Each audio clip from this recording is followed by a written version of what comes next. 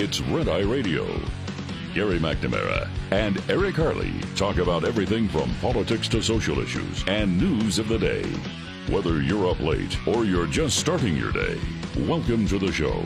From the Uniden America Studios, this is Red Eye Radio. Hello and welcome. He is Gary McNamara. I'm Eric Harley as we begin a Wednesday. It's our last chance to January here, Gary. And then it's over. Wow. And we're on to February. Well, it feels like it feels like May. It really does. Someone brought up something the other day and it was like, well, blah, blah, blah, blah, blah, last month, and they were referring to December. I thought, last month? Oh, yeah, I guess that was last month. Yeah, we got up to like 77 or 78. Yeah, it was crazy. It was absolutely beautiful. I took a long bike ride. My apologies, because I did wear shorts on the bike ride, and I took a picture of me just, in one of my breaks. And you can see the bicycle, you could see the pond that I was next to, and you could see my ultra mega white alabaster skin legs. Yeah.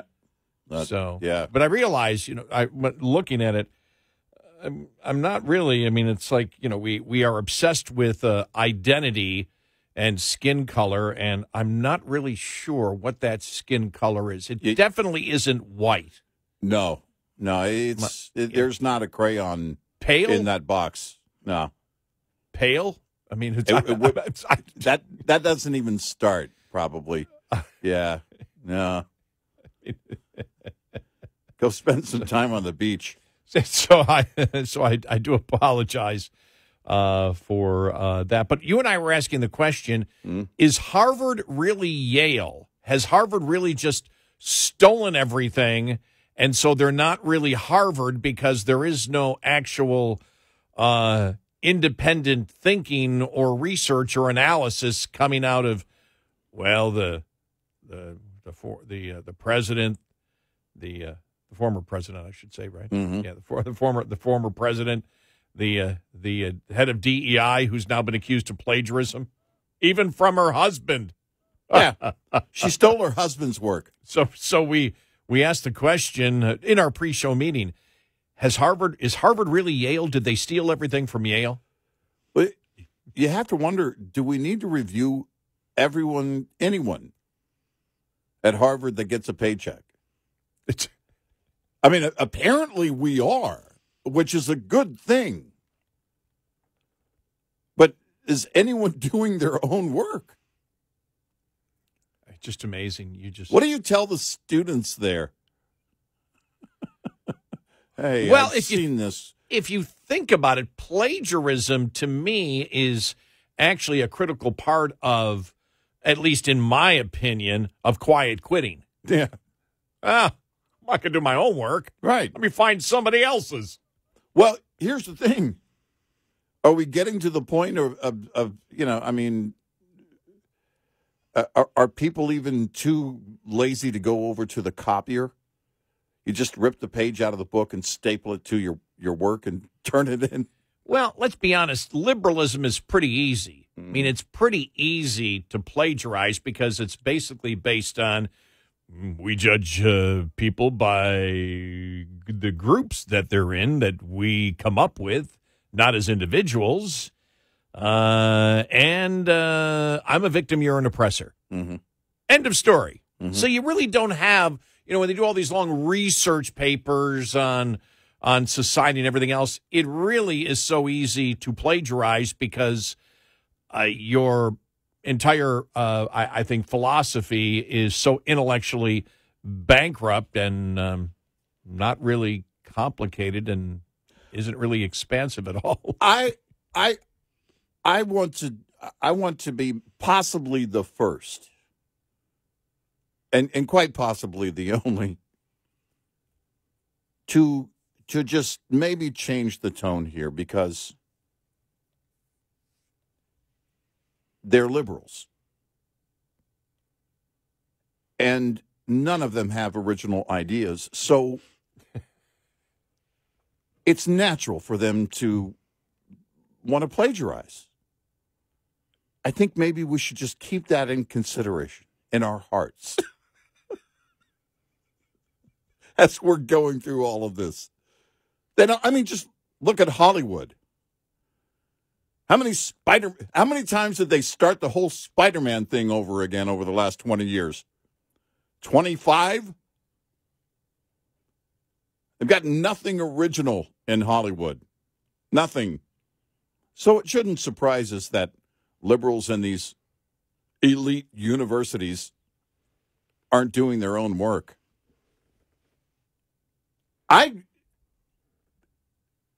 Along with the radical thought that rules these campuses,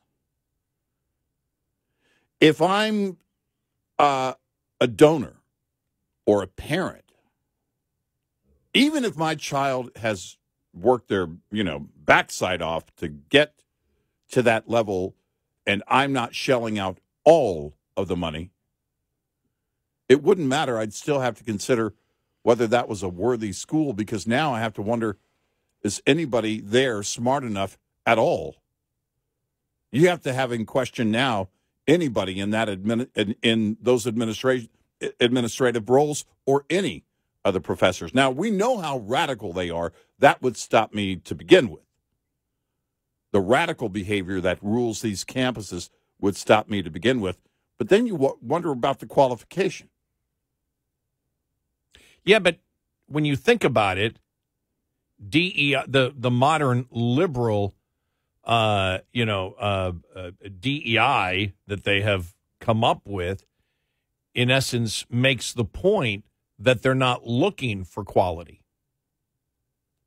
Yeah, right. They're looking for the right person in the right group. Yeah, right. So they're not looking for quality to begin with.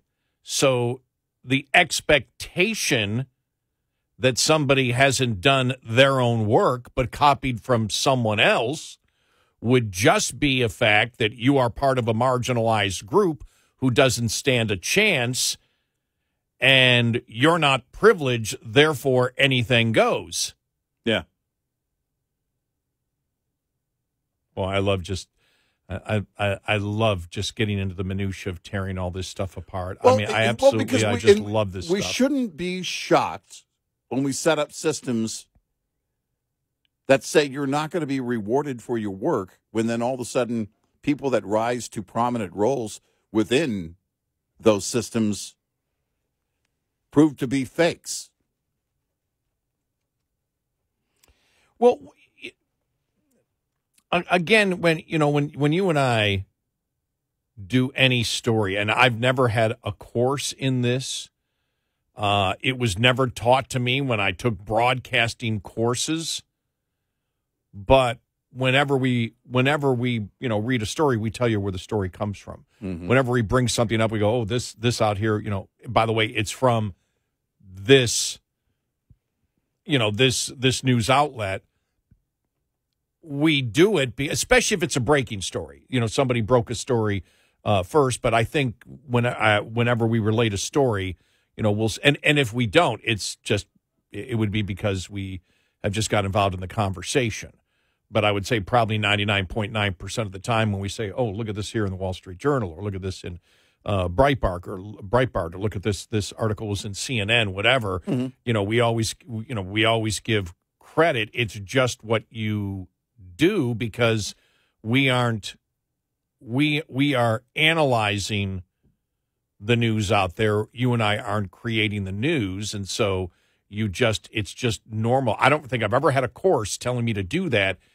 You do that, and it's just something that's ingrained into you when you're in the media.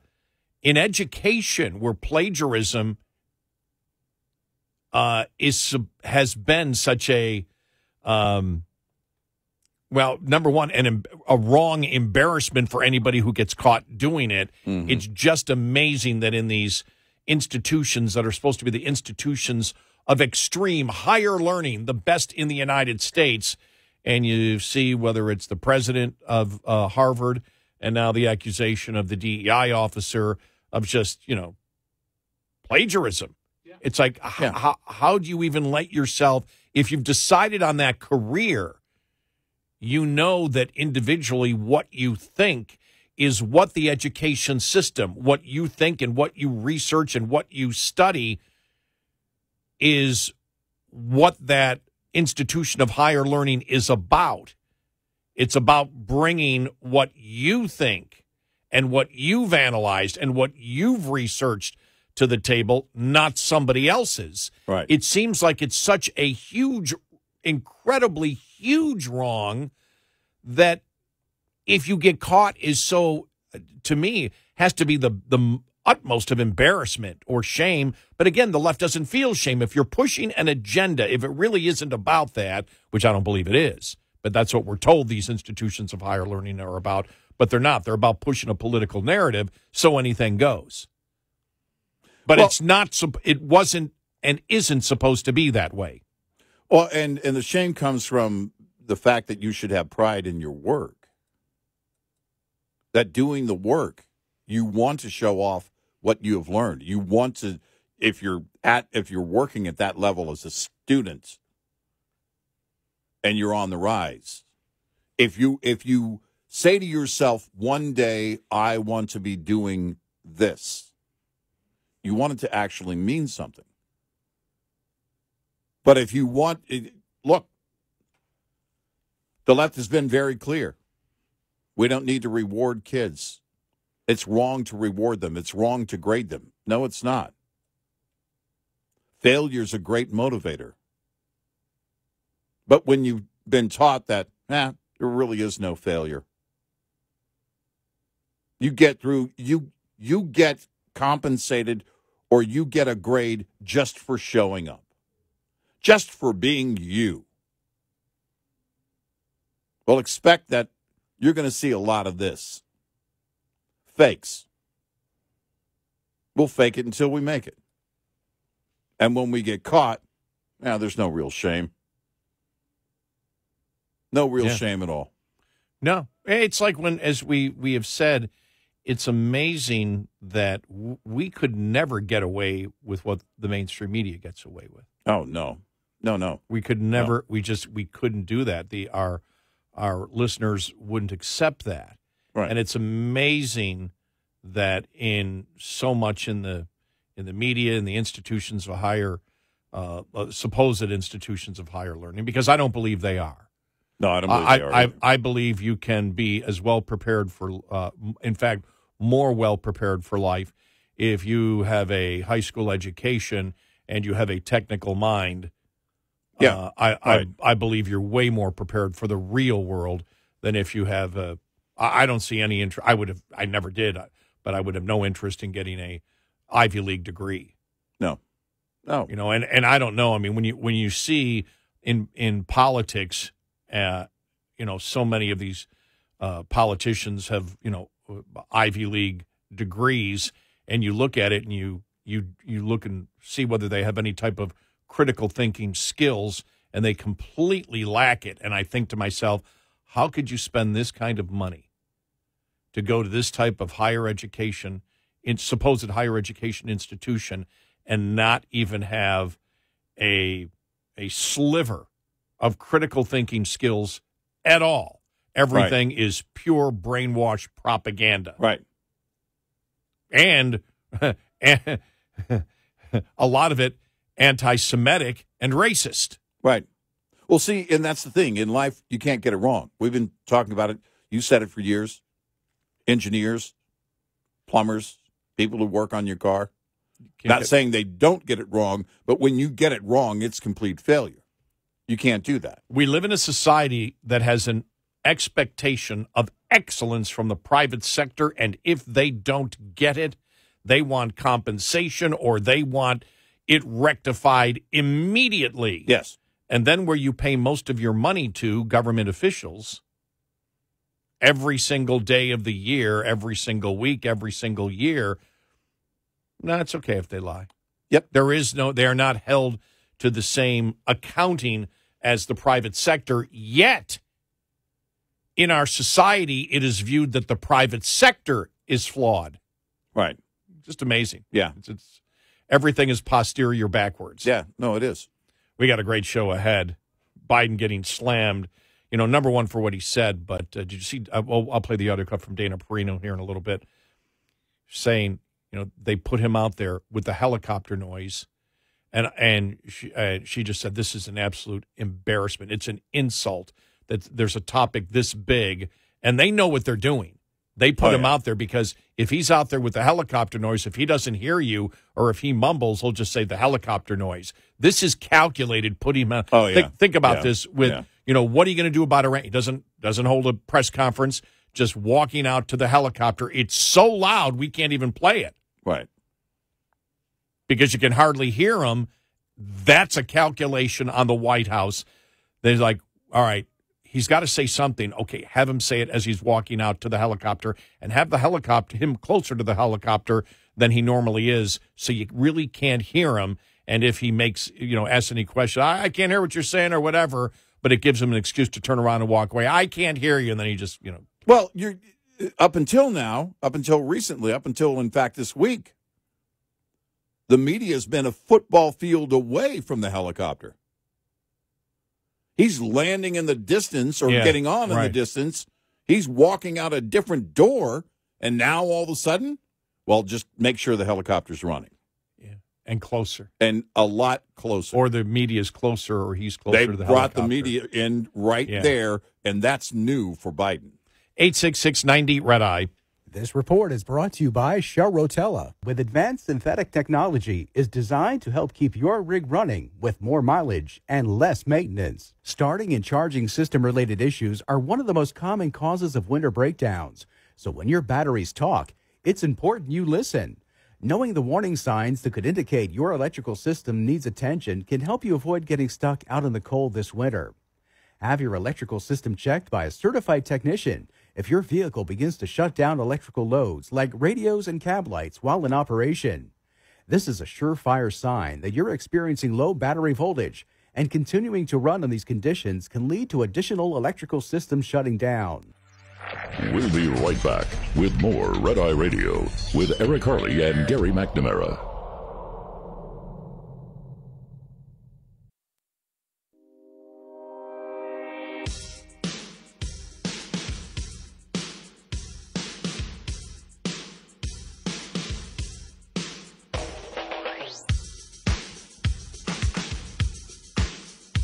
It's Red Eye Radio. He is Eric Harley, and I'm Gary McNamara. Okay, I've got this audio cut. This is Fox News' Dana Perino.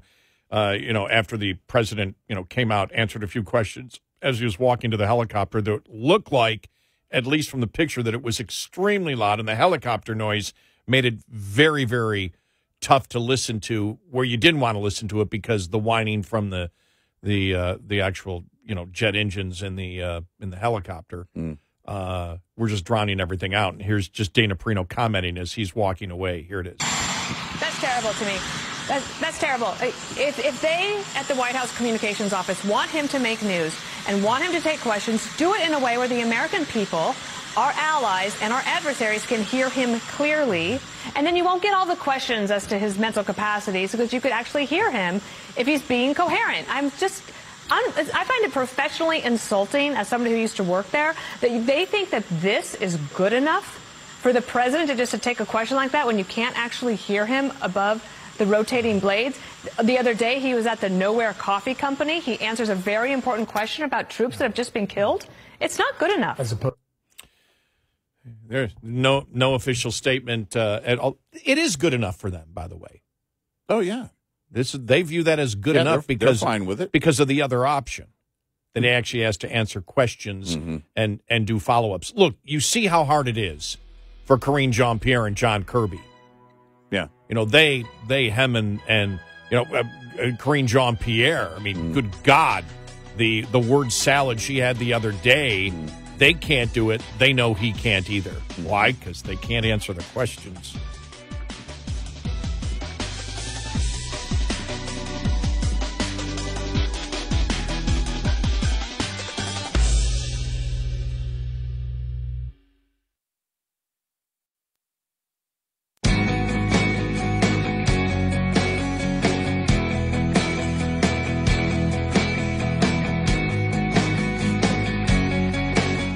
Have a line open.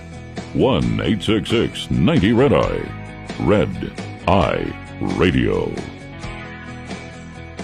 It's Red Eye Radio. He's Eric Harley, and I'm Gary McNamara. And it's too hard to hear if you just play the audio. The president answering questions, a few questions yesterday with the helicopter noise, some of the loudest I've heard.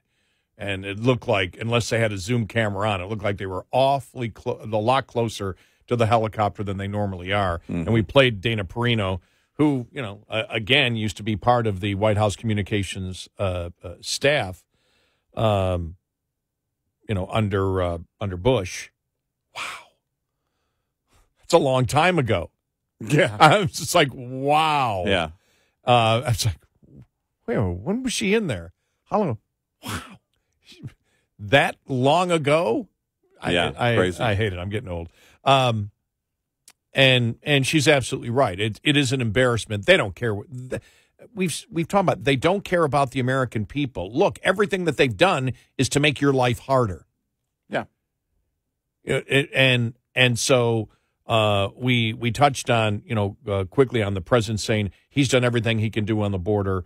We'll play, Mike Johnson yesterday. We got an audio cut from yesterday, but he said that's untrue. It's a lie. It's a complete lie. Right. In fact, it's as you were saying to me during the break, a couple of breaks ago, you said it's really amazing that he's saying he's powerless, that he doesn't have the ability to make any executive orders when it's his own executive orders that created this crisis. Yep. And every Democrat listening right now knows that. Well, and that's the only question I would have if I were in the press corps. Does the president not know? Did he forget that he has executive powers and that his executive powers actually put in all of this? Does he not? Is he not aware of his own executive powers? Right. When it comes to the border. Because if he's truly saying this, I mean, it's such a big lie that does he even remember what he's done in office because of his cognitive problems, which they claim does not exist, that he is fine. He's the most aware and alert person in the world, that it's tough keeping up with him. We all know that's a lie. Right. Every Democrat knows that's a lie. Right. And so when he does that, you just shake your head because it's like, wow. And by the way, the far left is not happy about this. No, not at all. Because what he is saying is, I can't do anything on the border unless the Republicans tell me I can. Right. Because that's what he's saying. Right.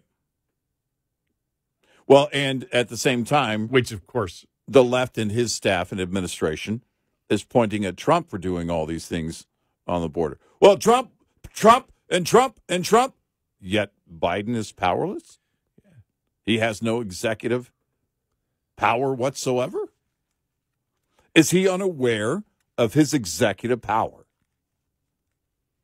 He seems to be. I'd actually ask that question.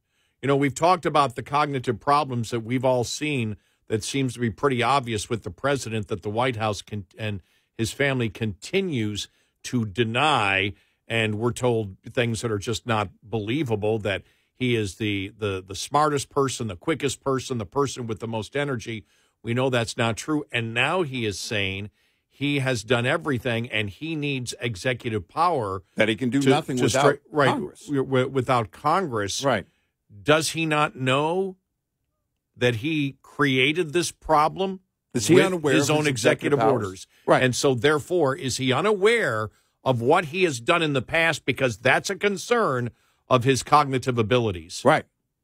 And then you can see Kirby going, mm-hmm. Yeah, and then I would tell him, get over whatever bout you're having and answer the question. You and I have some Rolaids if you need them. You and I would not be long for the White House press corps. I'm guessing 30 seconds tops. And that's pretty generous. I don't think it would last that long because that's what it comes down to. He seems to be unaware of his executive powers. Well, we would break the record of Jim Acosta. Yeah. By the 4-minute mile. Yeah. If Acosta did the 4-minute mile, we would have done it in 5 seconds. Oh, yeah. We might break the Scaramucci record. You see Scaramucci endorsing Biden? Boy. I'm shocked. Wow. Well, he's got the Biden's got the Scaramucci. He's got the mooch endorsement. He's got the mooch. He's got the mooch. The mooch is on board. Forget about Taylor Swift. Please put the mooch in all of your commercials. Please put the mooch in one commercial. Just one. I'm begging you. I don't know what endorsement will be bigger, the mooch or if Taylor Swift actually officially announces it like she did in 2020. The one good thing is I was telling you that a friend of ours, he didn't say I could mention it, so I'm not going to, but he was on Facebook. He a old radio friend of ours, a friend of the show's too. He was on Facebook yesterday, and he was being genuine. He just said, he goes, I don't know anything about Taylor Swift. As I said before all this stuff hit, I always mistook Carrie Underwood for Taylor Swift. Yeah, I didn't know the difference. It's not my music and not into the scene at all. Right. I don't really criticize people for their music judgments because people like what they like. Right. And it's dumb. My music's better than yours. Right. And even though it is, it's useless to. Air Supply is still doing concerts. So, yes, exactly. Yeah. So, he says, all I know, he goes, what's everything, what's this craziness going on? All I know is that Taylor Swift is a singer and Kelsey is a football player, and they've hooked up together, and that was basically it. I didn't even read any. I didn't read any of the comments. I just saw this before I went to sleep last night. It was, you saw his original post, and then it was like 40 comments, and then it was him saying, "What's all this political stuff? I mean, I should have never brought this up." I was roaring laughing. I'm like, "Oh my God, this is just greatness!" Right? Yeah. Everything is a controversy, and we know. I mean, whether kiddingly or not, the Taylor Swift conspiracy theory. I have my own new one. Oh, you do? What's the new one? If the Chiefs win, Kelsey's going to take off a mask, and it's actually going to be Taylor Swift who led the team to victory. She's actually the quarterback. I like that one. It's like, wait till she finds out that Tom Brady's single.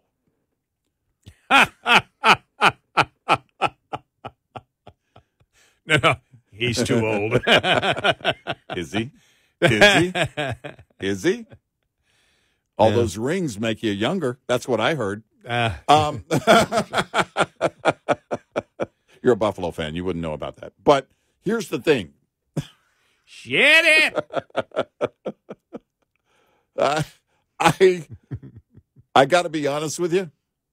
The other night when the headlines, when the news was breaking about who's going to be in the Super Bowl, it was completely out of my mind altogether. That's how much I've not been watching football or paying attention. And it's only because of the apps that keep, all the breaking news and everything that right. they send to us. And it's in the news. I was like, oh yeah, they haven't done the Super Bowl yet. Someone, there was something about someone in baseball and spring training, and I was like, spring training, aren't they already playing? Oh, wait, it's January.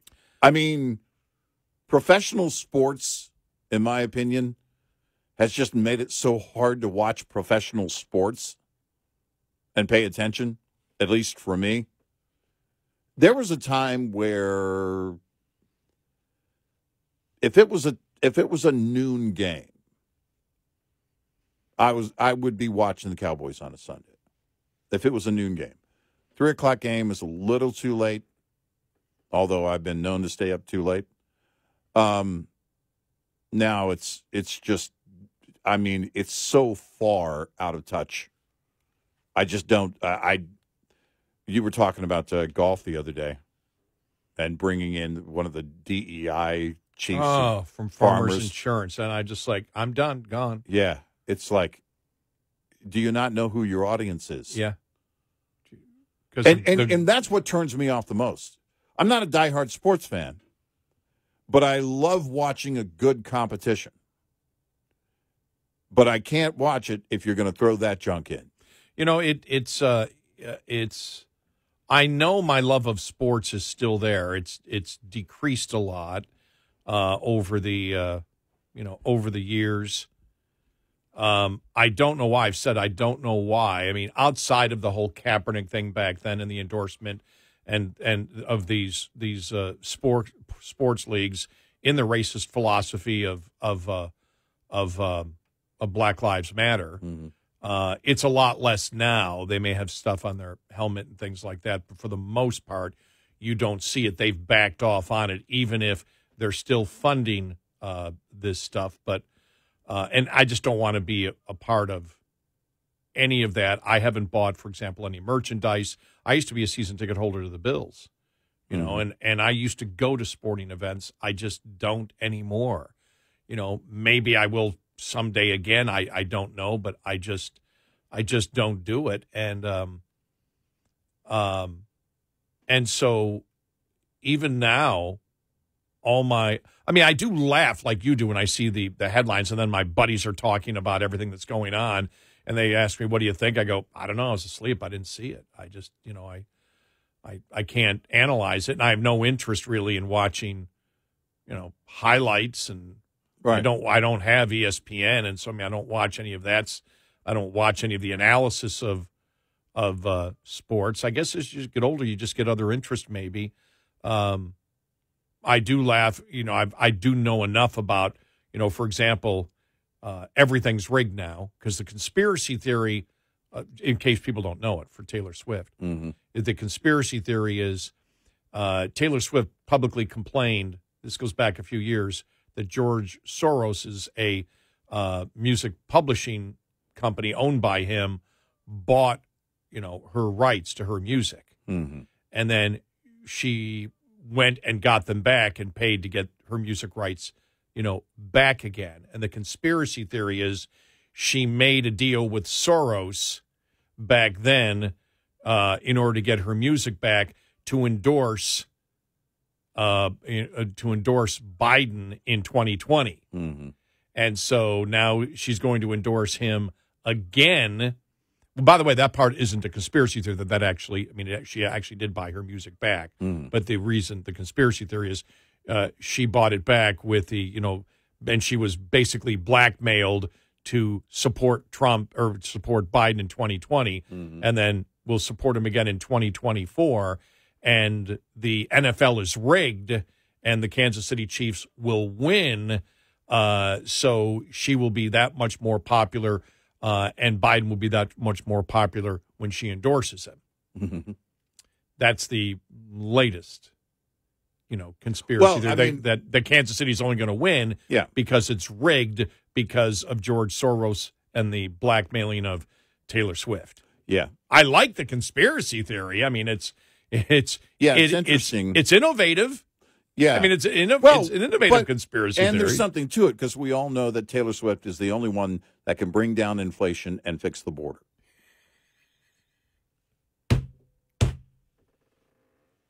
Because she says she's going to vote for Biden, that will fix all of the nation's problems. And Iran will come out with a statement going, "We love America." 866-90-RED-EYE. Get in touch with Red Eye Radio, toll free at 866-90-RED-EYE.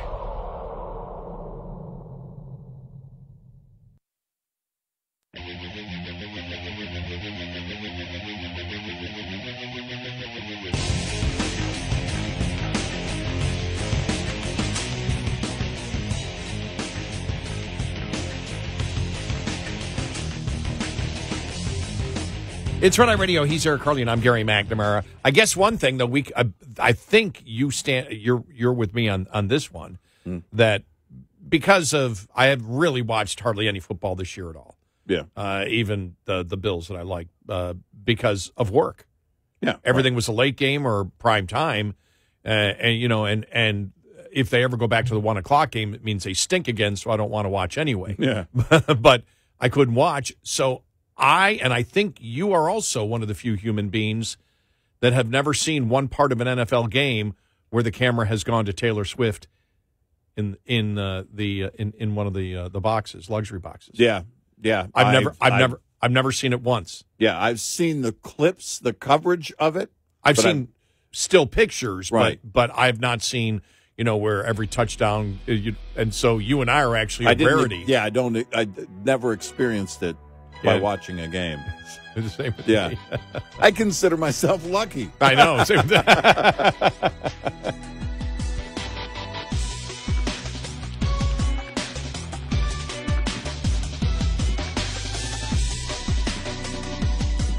Top of the Hour News is brought to you by House Products. Visit houseproducts.com. This is Red Eye Radio on Westwood One.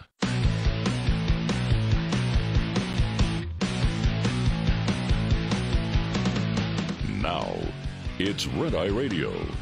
Gary McNamara and Eric Harley talk about everything from politics to social issues and news of the day. Whether you're up late or you're just starting your day, welcome to the show.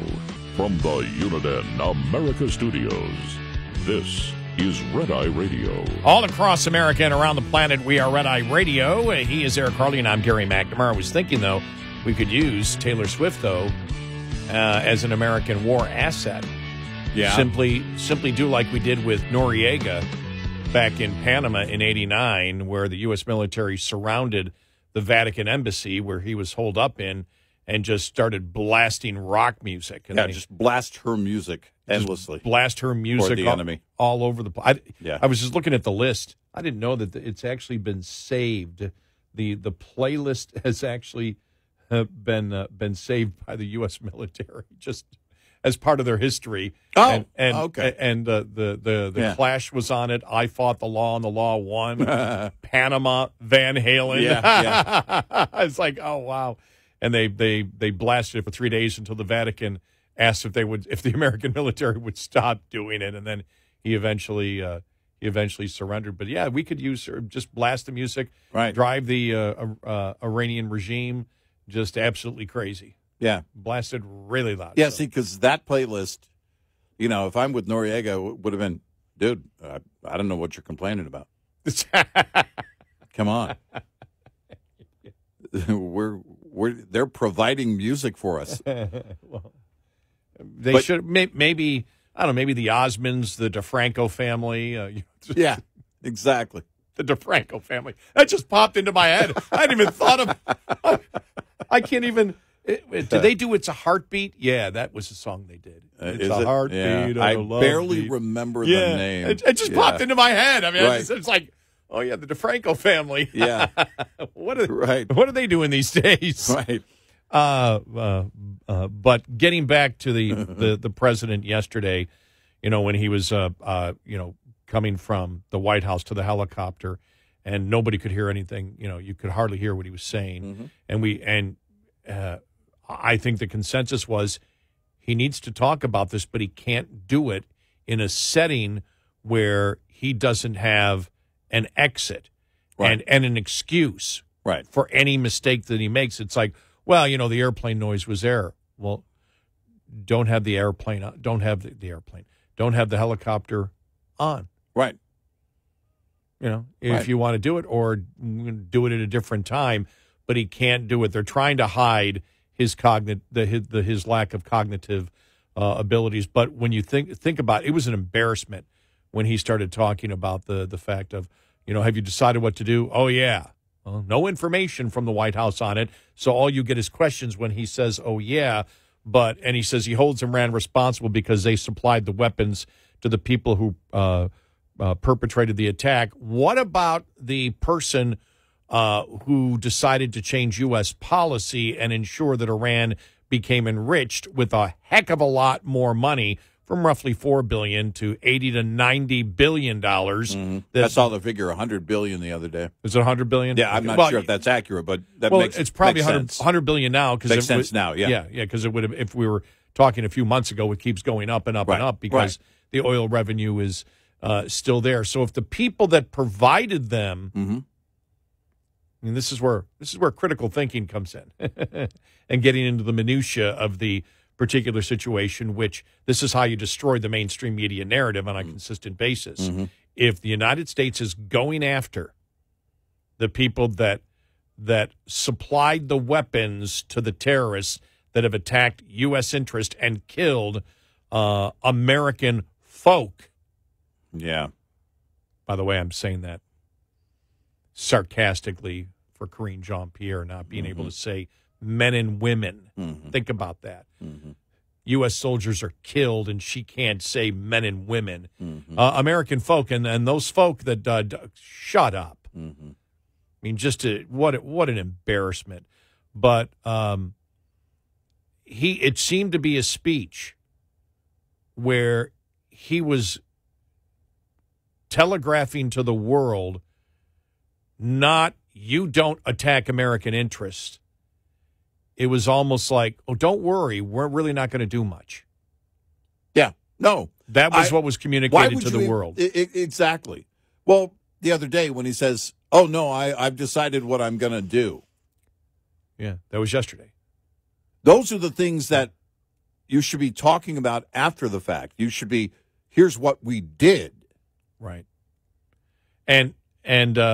But if you're going to go after the people who supplied the weapons, should you go after the people who enabled the money to go to Iran so they could buy the weapons to give to the terrorists? Let's complete the sentence. Well, who would that be? We need to go after him. Oh, that would be the President of the United States, Joe Biden. Well, but the Republicans just need to give him the power, Gary, so he can do it. He has no power. I'm waiting for that. He has no power with Iran. He's wait for Kirby. That. Well, you know, if the GOP would just give him the power to do that, he can't act alone. Well, that would be wrong. For him to do that. We haven't talked about this, but the administration's been talking about how they've been following the War Powers Act when Congress is Congress is telling them, you can't do this, you can't do this. The dirty little secret about the War Powers Act, as we've said many times before, is no administration follows it. The War Powers Act, where Congress came up with a law where the president is supposed to do these certain things before he does, anything, concerning war or attacking anybody else. It's all bogus. It's all unconstitutional. Right. Because congressional law can't change the Constitution. The Constitution doesn't dictate, that Congress can tell the president what to do. Congress can keep the money away from him. You can impeach him, remove him from office, but you really can't tell. A president doesn't have to report to you every single thing, the timeline that they have in the War Powers Act. And then the administration's trying to say, well, we're following the War Powers Act. It's like, well, you're following what you want, right? What you want to do, for public relations. But the War Powers Act, when it was passed in the 70s, every single presidential administration, I don't know about this one, but I'm assuming they did unofficially in documents, have rejected that the War Powers Act. They may follow it, but they've stated this, previous administrations, we'll follow it to a point. We'll keep you updated, but we're under no constitutional obligation because the War Powers Act is unconstitutional. Congress cannot tell.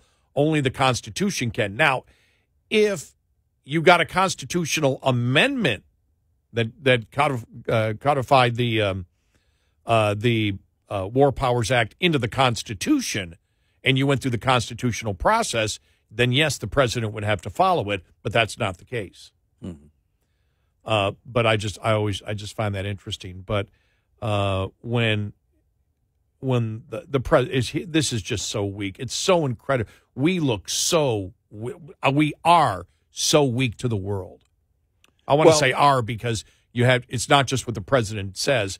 It's what the president does, and it's what the president doesn't do. And when you go back to Afghanistan and the fact that the president lied to the American people about what the generals told him he should do, at that point, it's like... Well, because the first question for anyone who's not paying attention, think about this. You're watching this, and you haven't been paying attention all this time. Well, what happened? Well, these are Iran proxies, and they're attacking Americans, killing Americans, and attacking American interests. Well, what do you mean proxies? Well, they're funded by the Iranians. Well, how are they funded by the Iranians? The Iranians, how do they get their money? Well, they sell oil. Well, we should quit buying their oil. Well, we allow their oil to be sold. We could do that. We could come in and choke them out, but Joe Biden, not we. Right. And Joe Biden. Yeah, and we did choke them out with the sanctions. Yep. We did choke them out, and Biden reversed that. And one guy reversed it. Yep. One guy could turn it around again. Joe Biden refuses to undo Joe Biden on the border, on Iran, on any of it. He's not going to undo what he's already done. Then he pretends on the border he doesn't have that power which he used to turn it around in the first place right after Trump was out of office. That should be a talking point that the Republicans bring up 24/7, that understand, and we're going to play Mike Johnson here in a little bit, who was talking about the border, and he's saying Biden created the problem, and basically said what we have said. The fact he does, what do you mean? Is the executive orders? He used the executive orders to get to this point now, right? So he's saying that he doesn't have the power to use an executive order for a situation that was created by him using an executive order, right? Why isn't that ad, by the way, on the? And it would be quick, very quick to produce. Well, you know, you and I were talking about that yesterday. You know, about the role of the, the RNC and Ronna McDaniel. You know, and it's, her role is fundraising and and really advising the Republican National Committee about the messaging. And now they did good in the fundraising I saw recently. That was an article out there yesterday. But when it comes to the direction, with the hundreds of millions and really billions of dollars that you have over a period of time, that they should constantly be running ads all the time. And with that exact same message that Biden created the problem. And we should be talking about the fact that the problems we have today, from inflation to the border to Iran, were self-inflicted by the administration. You explain it as we just did now. Trump, made it, and we know the amount. The amount was roughly, at the end of the Trump administration, they roughly had $4 billion in expendable income. Now it's around $100 billion, and it's all because Biden lifted the sanctions on oil. Yep. And then they claim that, they only claim about the money that, I can't think of it. The money that we froze, that isn't fungible, that only goes to human rights organizations, but we forget about the sanctions on oil in general, right, which is a huge amount of money of roughly $100 billion that now Iran has in order to finance terrorism against the United States. That's nonstop that we could put a stop to. Yeah. Yep. And we did. It was why they were acting out before we killed Soleimani. Right. And then they deny that the U.S. enabling Iran to get, hundreds of billions of dollars, because it's $100 billion, that it's $100 billions of dollars. Right. That has no effect on the attacks on U.S. interests and Israel. Right. Okay, try to sell that to the American public. You can't. But you need to be reminding, if Republicans want to win, you got to take, and you and I are really down. It was like 4, 5, 6 issues. It's 3 issues right now. This isn't hard. Iran, the border, and the economy. Yep. The Iran, borders, the economy, inflation. That's it. You pound that. You pound that effectively. Look, it is what it is right now. It's going to be Trump against Biden, unless somebody drops out or whatever. And so that's a given. You can complain, you can whine. I wish it wasn't that way. You want DeSantis, you want Haley, you want Ramaswamy, who, by the way, helped push the Taylor Swift conspiracy theory. Did Yeah. you see that? Yeah. It's like, but it is what it is. And if Trump can be, because we talked about the ads, but also we're to the point now the ads should be running, they're not. But now the really focus on is what is the leader of the party going to do? That's where you really have the media paying attention. And if Trump can be disciplined and pound those issues, my thought is he wins. If he doesn't do that and he makes it about grievances of a stolen election and he makes it about grievances of the court, as justifiable as that may be in the court, my first thought, he loses. Mm-hmm. It's that simple. Depending on how heavy the weight of the economy and the border is against Biden. Yes, and Biden could always also commit political suicide by doing something completely stupid too.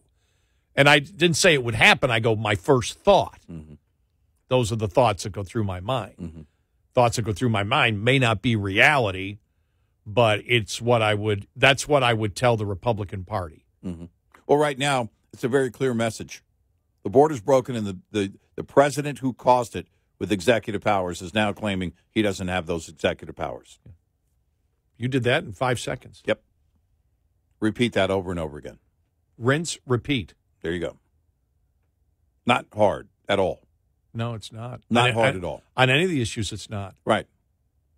You know, he caused this with executive powers, and now he's saying he doesn't have the executive powers to undo what he did with executive powers. Oh, and I like to. I think we'll play the Mike Johnson thing, but he may be listening. Mm-hmm. Yeah, because he said everyone knows it's not true. Right. Everyone knows it's not true, and Mm-hmm. it's sort of mirrored. I sat there and went, I think Eric was saying that exact same thing. Yeah. Almost. Maybe it's okay if they're plagiarizing from us. That's okay. Take it. Please plagiarize from us. Take it and run with it all day. We'll get to that audio coming up following the bottom of the hour, though. You want to hear from the Speaker of the House. 866-98 Red Eye. Brought to you by FPPF, Fuel Power Max. Owner-operators with authority generally have two options when it comes to sourcing freight. Brokers on the spot market or directly from the source, the shipper. As any trucker with relatively recent experience with spot freight knows, the highs of working the load boards can be really high. On the other side of that coin, however, when the market flips in favor of shippers, it can be tough to keep your business afloat working with brokers. The smallest carriers with direct customers, however, can hang on through tough times or even prosper, as long as demand for their customers' product remains at least somewhat stable. Owner-operators in it for the long haul make direct business with customers a principal goal. Owner-Operator Business 101 is provided by Overdrive's Partners in Business program. Go to overdriveonline.com to the Partners in Business section of the website for more detail on this and many other topics. Brought to you by Shell Rotella. With advanced synthetic technology is designed to help keep your rig running with more mileage and less maintenance. Lines open for your calls. 866-90 Red Eye on Red Eye Radio.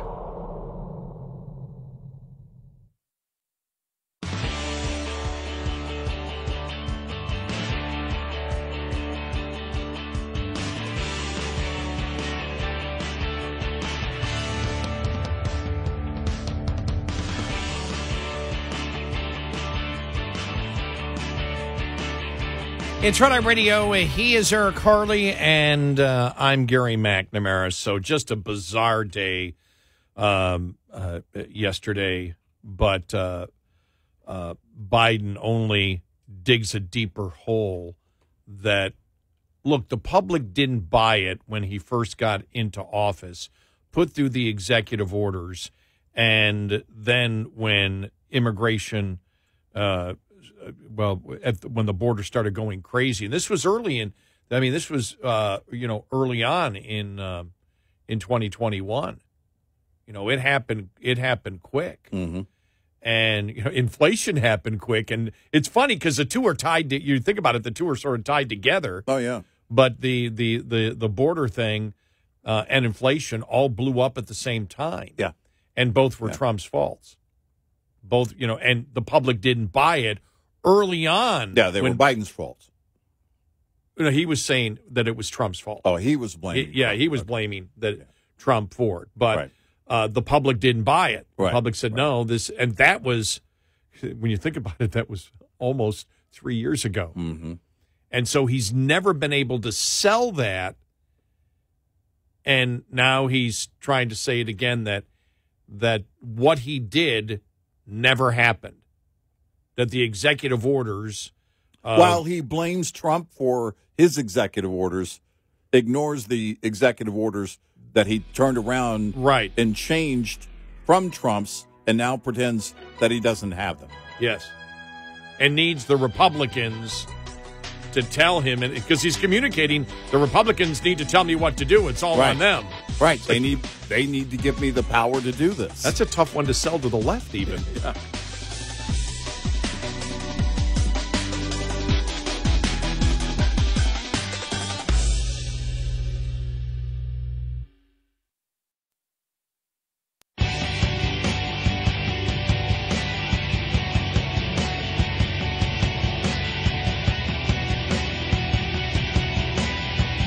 You're listening to Red Eye Radio from the Uniden America Studios. It's Red Eye Radio. He's Eric Harley, and I'm Gary McNamara. Good morning. Download our Red Eye Radio app today and listen when and where you want if you can't listen live overnight to one of our great radio station affiliates. All right, I want to play here Speaker Mike Johnson yesterday in their weekly briefing on the bipartisan border bill and more. There is an inescapable fact that all the American people know, everybody, it doesn't matter what political party you're in. Joe Biden and his administration have created a catastrophe on the border. Everybody knows it. The American people are demanding that we do something about it. We're trying. As you all well know, many months ago, the House Republican majority passed H.R. 2. That's our Secure the Border Act, which has all the necessary provisions to get this catastrophe under control. Why did we pass the legislation? We passed it because the president has refused to use his executive authority to reverse the catastrophe that he used his executive authority to create. That's explaining it, right? Yep. Okay, just wanted to looking for some comment. Mm-hmm. Before we played the entire thing, but he basically said everything that he's saying it the way we believe they should say it, and it's, as he said, everybody knows it. Everybody. He started out by saying everybody knows it. Right. Everybody knows it, and then here's what happened. That's the fact. We're desperate to try to get this done. We've been trying for 9 months, longer, to reverse the damage that they've done. The president has refused to act. It's been noted this morning, today. The Homeland Security Committee will take the next necessary step that's available to us, marking up and passing articles of impeachment for Secretary Mayorkas. He has presided over and helped usher in the largest illegal immigration catastrophe in our nation's history. It's not even close. Again, this is a self-evident truth that everyone knows.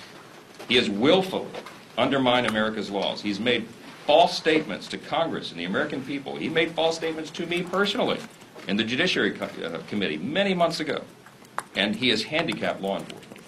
Just last week, we received word that more than 302,000 illegal immigrants crossed our border in December alone.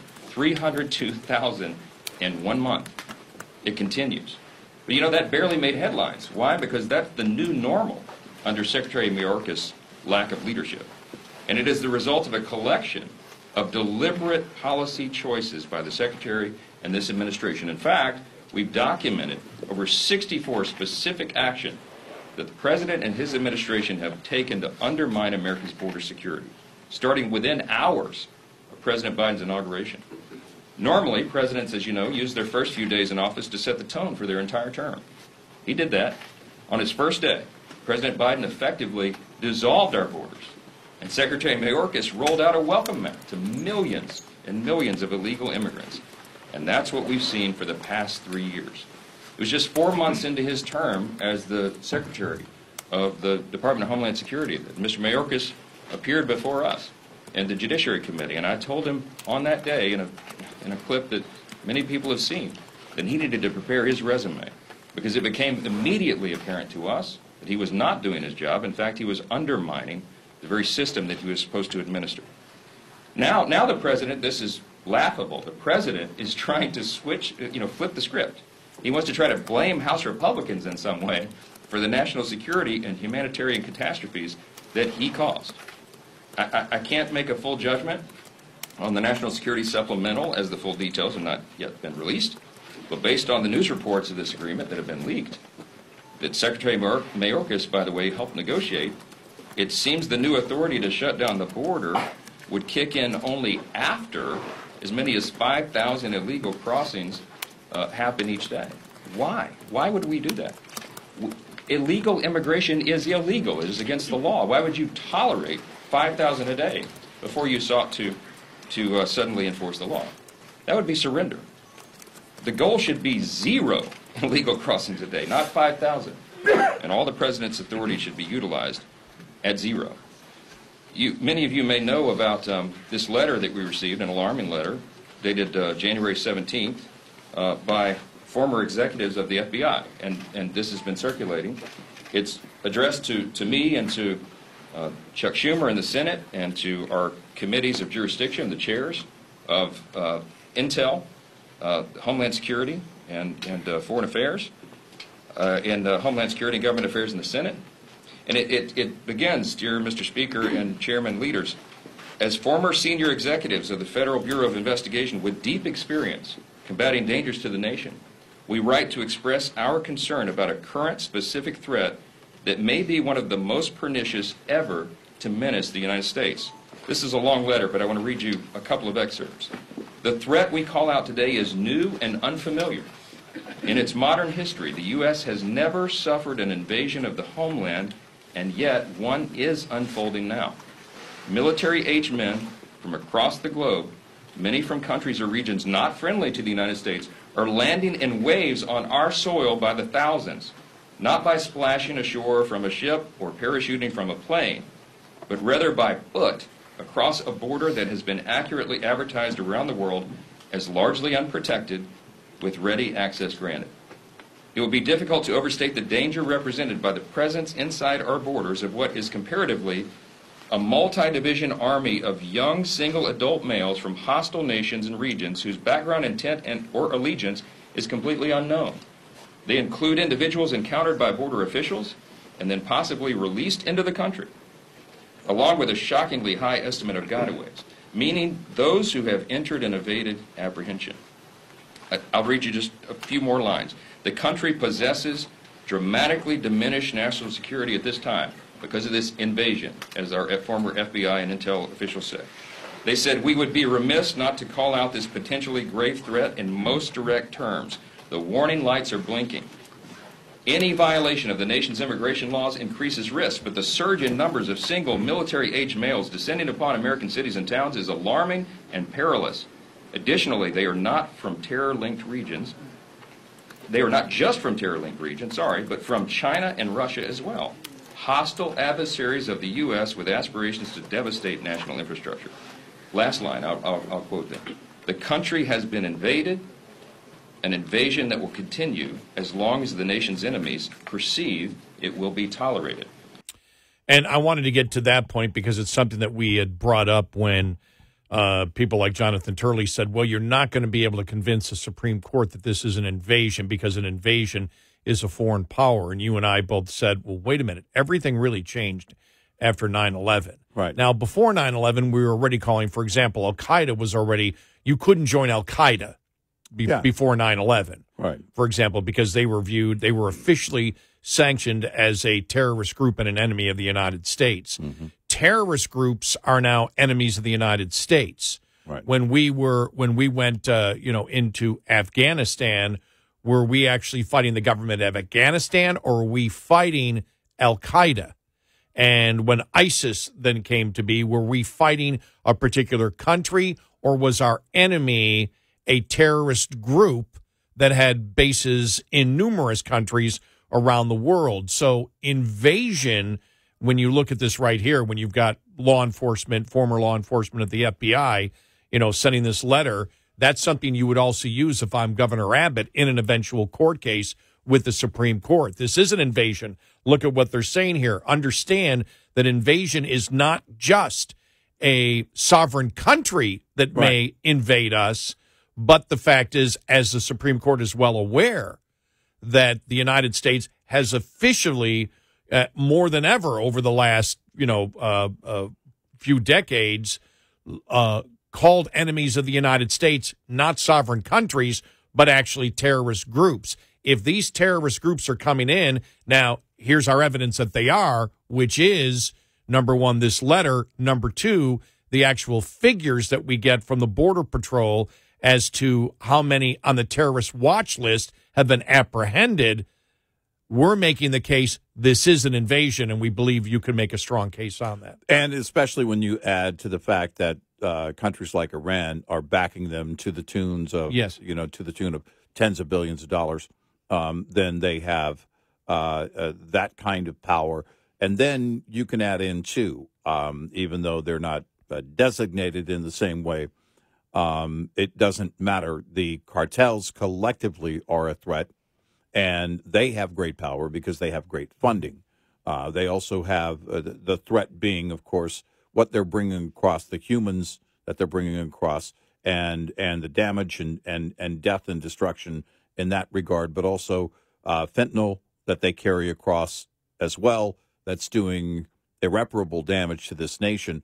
All of these things, I think you can make a case on very easily to the Supreme Court, and I don't believe it has to be outlined as, if you're going to call it an invasion, which it is, it doesn't have to be outlined as a sovereign nation. And the evidence that makes it a slam dunk is 9/11. Yeah. Because 9/11 was a lack of enforcement of immigration laws by allowing the visas to overstay without them being kicked out of the country. Right. So it shows you that an immigration system that does not enforce the law can enable an invasion, because what's an invasion are people. It doesn't have to be any particular number. We saw the damage that was caused in 9/11. Right. That was roughly a handful of people. You had Mohammed Atta and the 19 other hijackers. Now, there were plenty of others that were part of it, but it doesn't have to be any certain number. Right. It could be 50. It could be 100. It could be 1.9 million gotaways.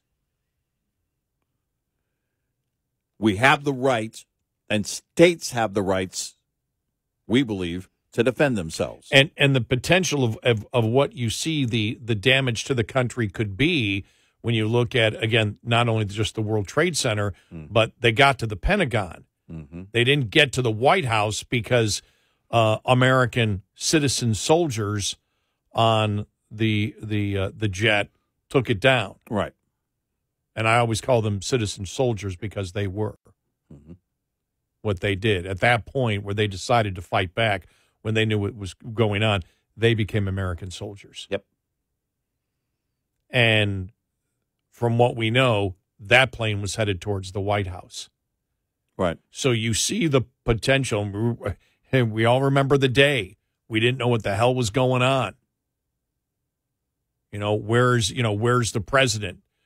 Protect the president. Remember the Democrat, well, he's hiding. And it's like, no, this is what the Secret Service is telling him to do.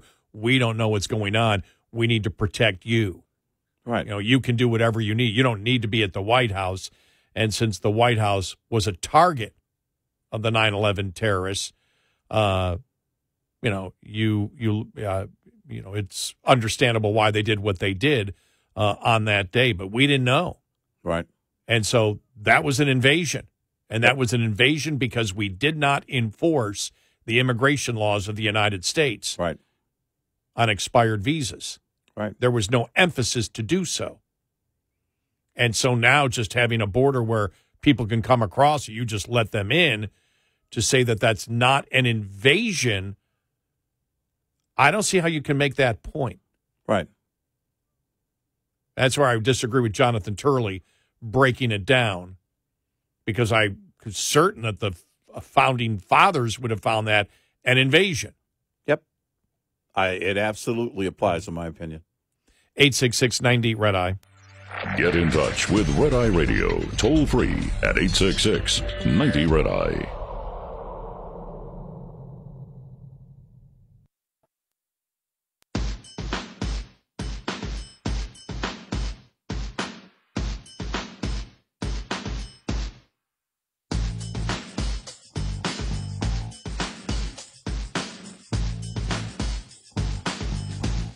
It's Red Eye Radio. He's Eric Harley, and I'm Gary McNamara. It's going to take quite a convincing for the Biden administration to convince the American people, though, that Biden is helpless in this entire situation. Yeah. The Republicans are making a solid argument. There's a couple of problems the Democrats have. Number one, the Republicans are making a solid argument.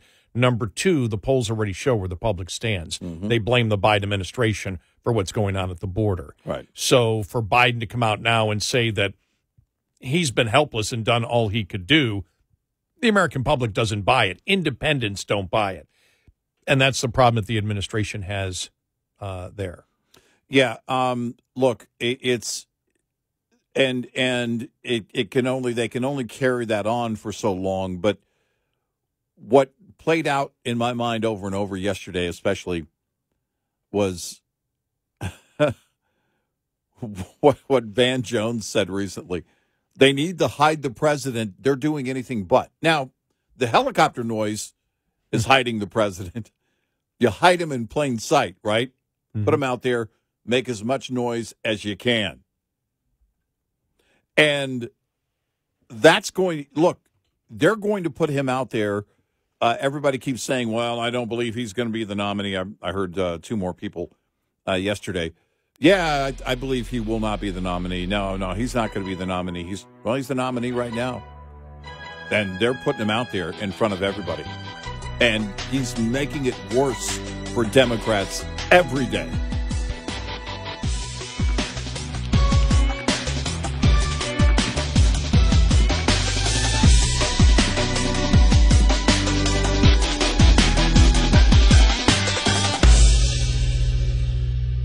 This is Red Eye Radio on Westwood One.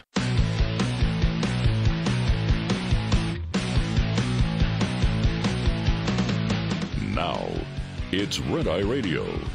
Gary McNamara and Eric Harley talk about everything from politics to social issues and news of the day.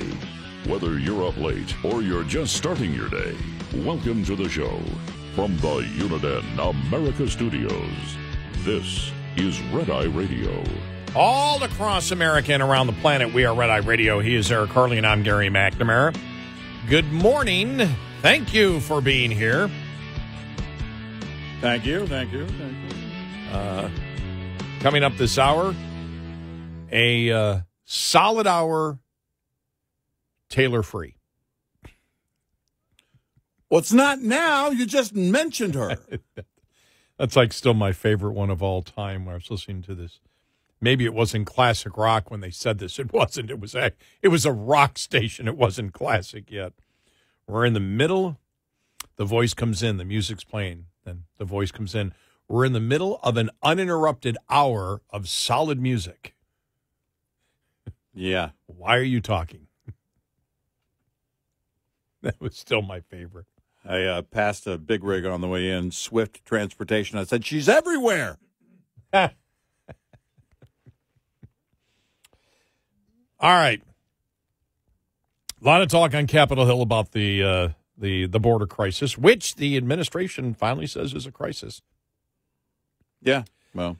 But one of the things is the impeachment hearings for Mayorkas. Mm. And I know I was reading the Wall Street Journal where they said, look, it doesn't fit the definition of the Constitution's high crime and misdemeanor. Mm-hmm. You know, which basically, when you look at impeachment across the board, the vast majority have been for taking bribes. Yeah.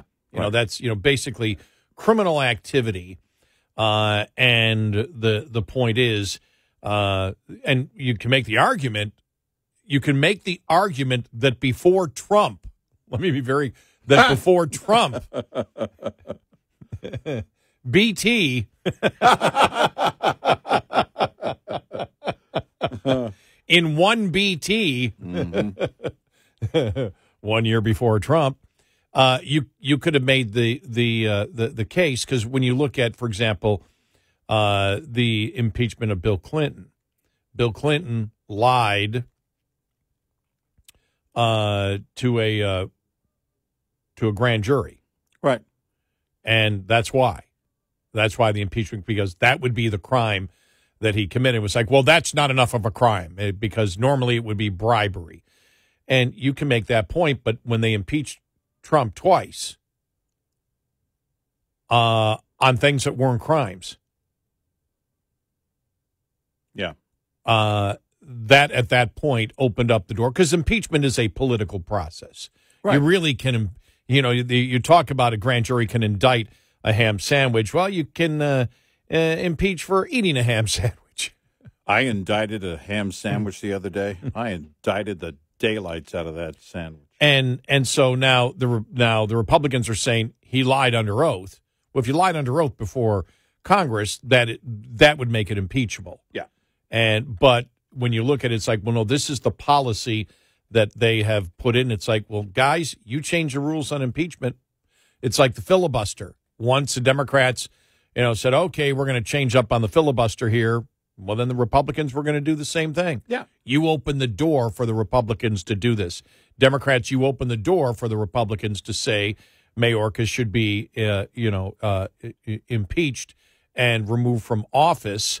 And the twofold argument being made, one is he lied under oath before us, and numerous times, and I'm sure they'll bring each and every particular point up on it, which would be impeachable. And the under the BT precedent that was basically set up. You did not get impeached for your policy. Right. But the other point is here, and this is one thing that you can give Democrats to, give credit to Democrats to, not something I wouldn't want to take credit for, but you got to give Democrats the credit for doing things that nobody ever thought people would do to help destroy a nation. Yeah. Right. You never, the founding fathers probably never imagined that the federal government would just open the borders. Right. That the executive branch would actually just say, we're not going to follow with the immigration laws. We're going to call everything an emergency, and the emergency will allow us to let an unlimited number of people into the country. Mm-hmm. Founding fathers never probably, even considered. They considered that that the federal government would do wrong, but they probably never said, well, why would anybody do that? That probably was beyond, their scope of possibilities of what the federal government would do wrong. Can you imagine the conversation? Shouldn't we just let the redcoats back in? Come on. I mean, come on. They're claiming asylum. Now, the founding fathers knew. Yeah. They knew what an oppressive federal government was. They understood taxation without representation, especially, and the fact that our vote doesn't matter at all. We don't have any representation, and that's why we have said that's why the founding fathers came up with the Electoral College and the Senate, which Democrats want removed, both of them, right? Because they say no, it should be purely on the population, and the founding fathers said, well, no. Because if everything is represented by population, there's no incentive for smaller states or smaller territories to join the union. Right. There is no reason for that to happen. Right. If the population centers control everything, and there is no, if states don't feel like there's representation down the road, that's what leads to civil war. And you know how we know that? Because we just fought a civil war over no representation. Exactly. And so, but they probably didn't figure that any president, would do what's happening, right now. So we are in a way in uncharted territory. But the fact is, when it comes to high crime and high crimes and misdemeanors, which normally would be bribery or any other thing, lying under oath also. I mean, that's something that is, as we know, is impeachable. A phone conversation that Trump had? No, that wasn't. No. It was, and now that we know, and even some of the testimony, you saw some of the testimony from one of the business associates with Hunter Biden, the whole thing that Hunter got extremely concerned about paying his taxes at that point from the money that he made from Ukraine. Right.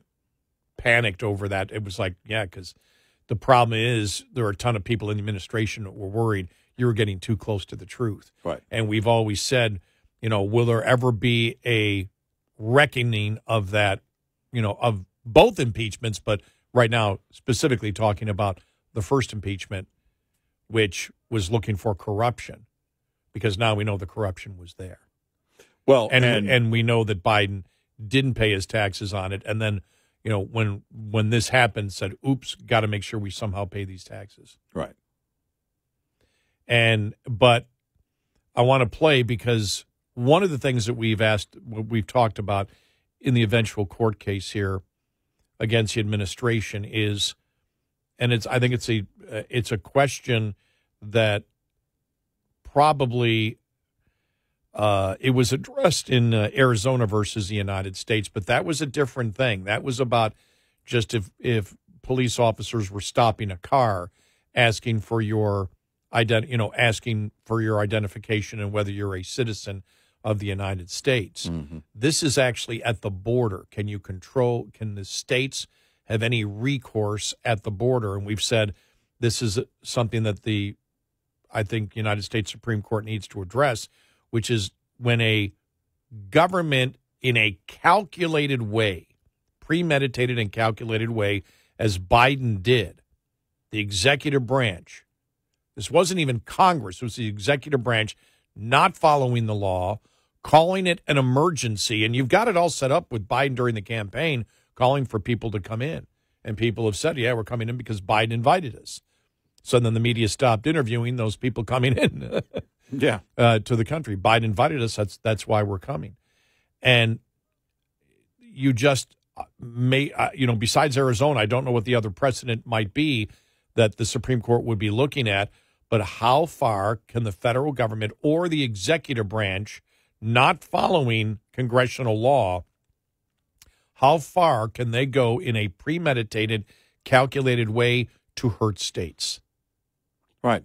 That's what it comes down to. And they actually were having that discussion. I want to play a little bit here, having this discussion in the House yesterday, the House Judiciary Subcommittee holding a hearing on the southern border crisis. Here's Chip Roy going down that path that you and I have gone down many times here when talking about the Biden administration and the border. Question for the panel. I mean, what amount of death and destruction among the people of Texas or any other state is sufficient to say the state should take action under the law? Like, how much death should Texas take? How many Texans should die every day? Again, fentanyl. We've got 75,000 across the country, whatever the thousands are in Texas. How many of those should die every year before the state of Texas does something about it? Okay, put aside the fentanyl because, that's all ports of entry problem. That's all bogus. We could have that debate separately. There are other issues with that. Border Patrol is distracted.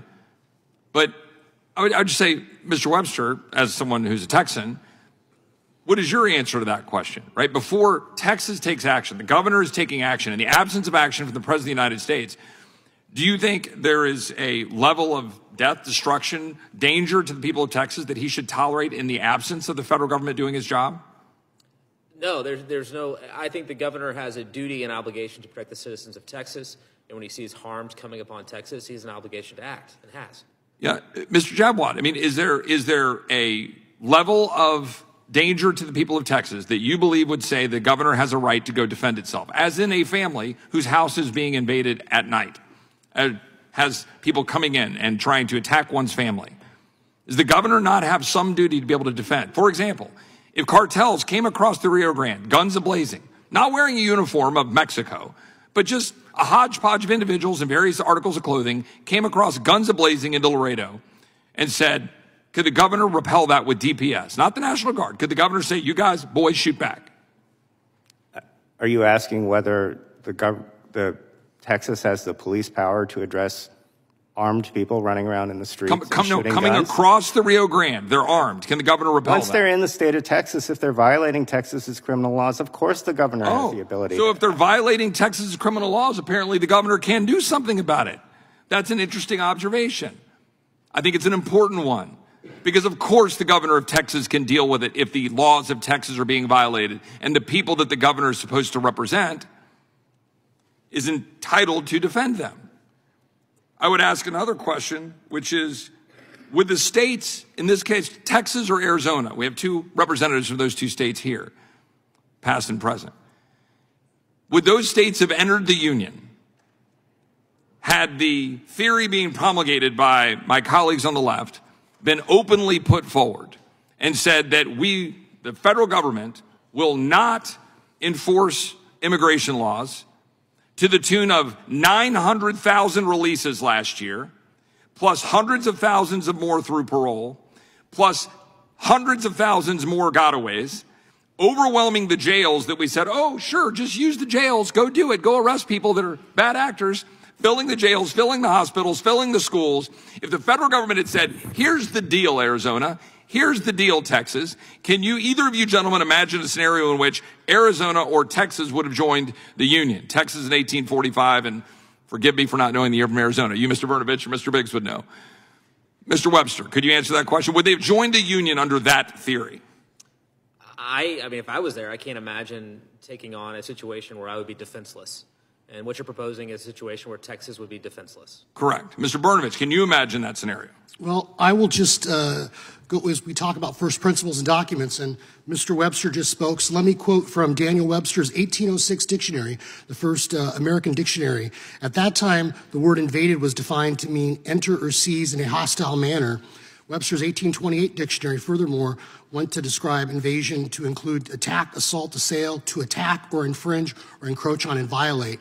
And if you look, with all due respect to my colleague at the end of the table, he had mentioned James Madison. Look, I mean, during the constitutional debates, if you read Federalist 43, you read the original Federalist Papers, the states entered this union. The states created the federal government with an expectation that the president, the commander-in-chief, would exercise authority when it came to, you know, the commander-in-chief authority in defending the states. However, that's why if you have to read this all together, Article 1, Section 10, and Article 4, the states have this inherent right to defend themselves when the federal government will not do its job. And so it's not an offensive or a proactive power, so to speak. It is defensive in nature, that every state has the ability to defend itself and its citizens from either state or non-state hostile actors. Well, they're bringing up the issues that you and I brought up. These are the exact issues that you and I brought up. Does a state have, under the Constitution, the ability to, and I would word it a little bit different than they are. Does a state have the ability to defend and protect its citizens? That's what it comes down when to. The federal government, in a calculated, premeditated way, does not follow the laws of Congress, calls an emergency on something that they called, or that they actually created through changing executive orders. Does the state have any recourse? Are our states helpless to the federal government? And you and I said from the very beginning, and I'm so glad they're saying exactly what we said, the federal government didn't create the states. The states created the federal government. Yep. And if the federal government is going out of its way to create these dangers, not only does the state have a right to defend itself and its citizens, it has an obligation. 866-90 Red Eye. We'll be right back with more Red Eye Radio with Eric Harley and Gary McNamara.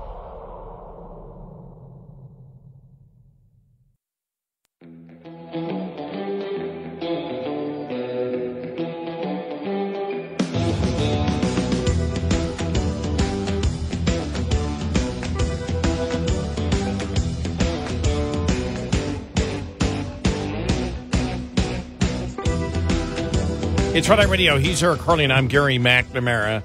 It's going to be interesting because we have more audio coming up from the Southern Border Crisis hearing yesterday, outside of the impeachment hearings, because I actually think, not that the impeachment hearings aren't important, but the Southern Border Crisis, they actually got into, talking about the constitutional issues here that the Supreme Court will eventually be looking at here, and what the rights of states are, and what the term invasion should mean, what it did mean, what the founding fathers thought it mean, what it means now, because that seems to be, a clear difference of opinion that different people hold on it. I believe that our view is correct on it, constitutionally, that states do have a right, especially when the federal government, in a calculated and premeditated way, knowing that a state is going to be hurt outside of an invasion, but just they're going to hurt a state. What is the recourse of that state to stop the federal government from harming them? Then you get to the invasion portion of it, when the federal government enables an invasion, and you have the Democrats that say, well, an invasion is only a sovereign power coming in. Well, that's not how this country looks at an invasion anymore, especially after 9/11. Yeah, it doesn't apply here, and the fact of the matter is that, again, making a very very clear legal argument, I think, is so easy for the state of Texas in this case. Much different, by the way, than the Arizona case years ago.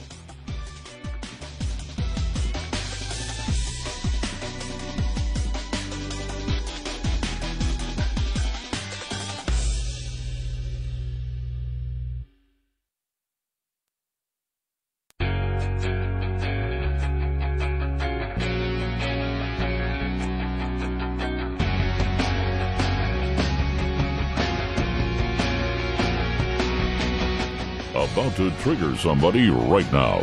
Gary McNamara and Eric Harley on Red Eye Radio. And he is Eric Harley, and I'm Gary McNamara. Good morning. Download our app today and listen whenever you want. We make it very easy for you to do. Shortly after the show is over, it becomes our podcast, so you can listen all day long wherever you are. And thank you. All right, Representative Harriet Hegman yesterday at the Southern Border Crisis hearing, and I'm just happy that in such a short period of time, after we brought up what we think are all the important issues, that Congress is talking about it, and the Republicans are hitting all of our issues. Mm-hmm. Maybe not in the exact same way, but they're hitting the issues, which the important issues here, and this on the border. And here's a little bit of this back and forth. Of Congress should also take whatever steps are necessary to protect their citizens. I believe every member of Congress takes an oath to swear and uphold the Constitution of the United States, and that includes protecting their citizens within their states or districts. And Mr. Jadwat, you defend sanctuary cities under the concept of the 10th Amendment, which I'm really excited to hear a liberal talk about the importance of the 10th Amendment. I think we could have a lot more discussions about what we ought to be doing under the 10th Amendment. But you use the 10th Amendment claiming that it is an anti-commandeering theory. But isn't that exactly what the Biden administration is doing, is commandeering the resources of Texas and Arizona and every other state in the nation to absorb the costs associated with illegal immigration? So commandeering refers to actually... I want you to answer my question. Well, no, not under the legal definition. When Texas has to use its resources to absorb the costs associated with illegal immigration, isn't that commandeering? Not within the meaning of the 10th Okay, then I'm not going to bother with you if you're not going to actually engage on the terminology that you use. Mr. Brnovich, in February 2022, you drafted an Attorney General opinion on the federal government's duty to protect the states and the state's sovereign power of self-defense when being invaded. One of the questions you address is what constitutes actually invaded for the state self-defense clause and invasion for the invasion clause. Mr. Bornovich, what do you conclude the scope of invasion means in the Constitution, and does the Constitution's contrasting of invasion with insurrection, rebellion, and domestic violence create a situation where it can be applied to non-state actors? Great question, is it not? I mean, that's the question. So very direct. Let's listen to the answer here. Our opinion lays forth the distinction between domestic insurrections and rebellion versus an actual invasion. If you go back to the Federalist Papers, which were designed during the constitutional ratification, the debate in Federalist 41, Federalist 42, Federalist 43, James Madison set forth clearly that invasion constituted not only state but non-state actors. And in fact, during the Virginia ratification debate, one of the examples future President Madison used was the fact that there was pirates and smugglers off the coast of Virginia, and that Virginia had a right to defend itself against people that were breaking the law. And if the federal government and the federal Navy, just non-existent at the time, couldn't do anything, then the state of Virginia could. And even a lot of the conversation and the discussion we've had today is about whether states can enforce immigration law. The reality is that the federal government, the president has had his or her height of power when it comes to immigration law. However, the courts have never said that states do not have the ability to protect themselves, that states do not have the ability to stop or repel an invasion. And if you read our opinion, we lay forth not only the facts, and we've heard so many facts from this Congress about the number of people dying. I mean, my goodness, more than 100,000 Americans dying from fentanyl and drug overdoses. We've seen a spike in Arizona in the last 5 or 6 years from single-digit percentages into above 50% when it comes to those deaths. We've seen a spike in violence. And anybody, I would urge you to come to the southern border. And when you see rape trees where women are being victimized and traumatized by human smugglers and the drug cartels, you will ask yourself, why isn't this Congress, why isn't this administration doing more, not only to protect our citizens here, but also to stop people from being exploited by the cartels and gangs? It's an incredibly inhumane situation that has been created by this administration. Joshua Trevino of the Texas Public Policy Foundation clarified that invasion means entry plus enmity, and the action of modern non-state actors can meet this threshold if they reach a scale where they overthrow or curtail the lawful sovereignty of a state. Mr. Brnovich, you were the Attorney General of Arizona, where you served as the Chief Legal and Law Enforcement Officer. Can you speak from your experience about whether the actions of the cartels displace state sovereignty and constitute entry and enmity? As you know, the states are absorbing a cost not only fiscally, but a cost in human treasure as well.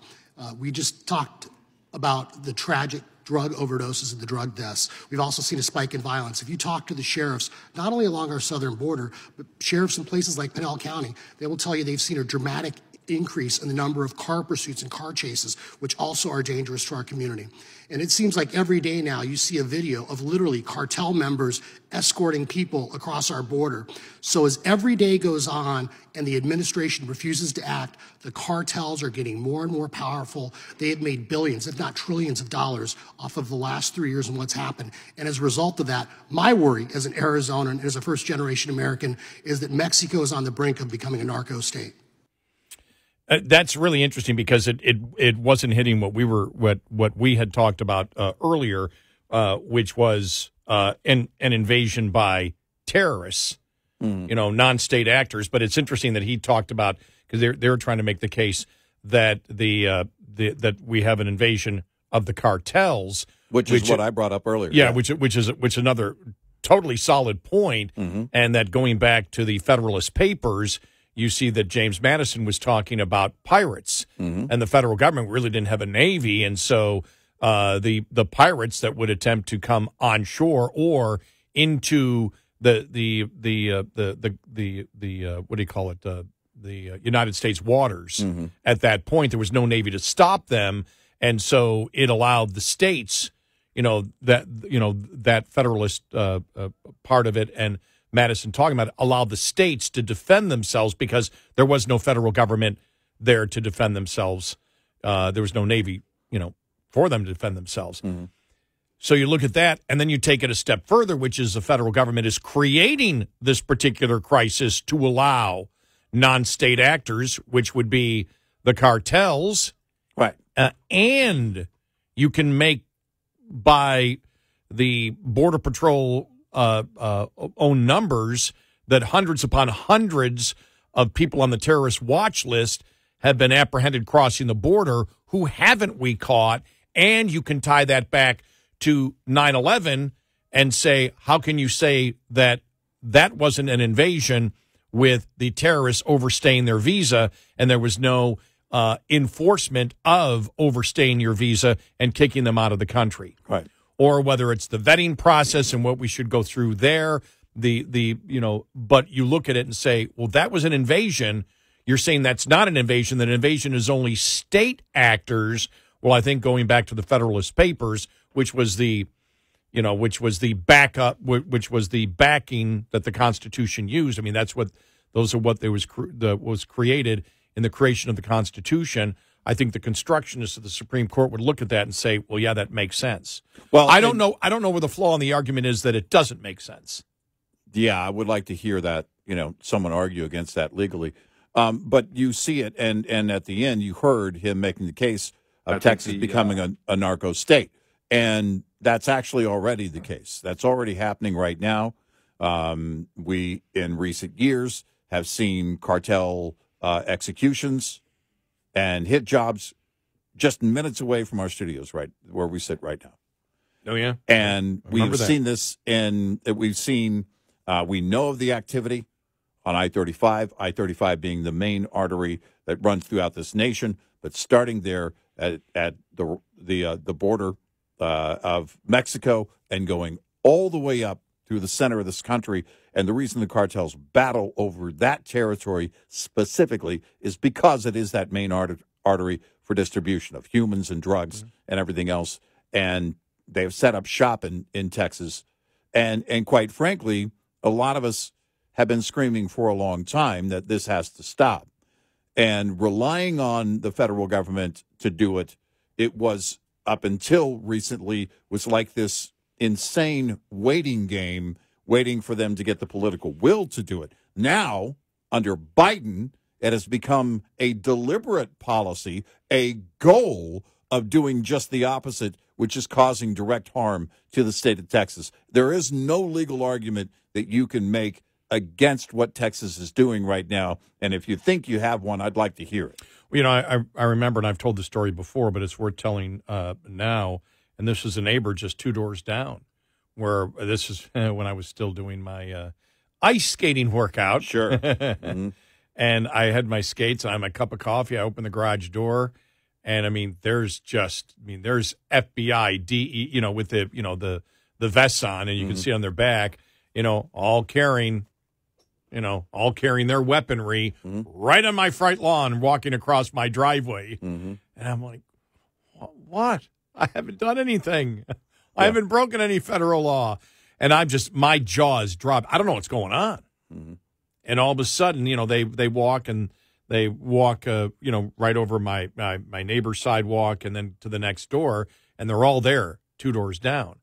And I'll never forget I see a van pulling down, and I all of a sudden see the window come down. It's 2 of my neighbors in the car, and they're laughing at me because they see my jaw drop. Like, what in the hell's going on?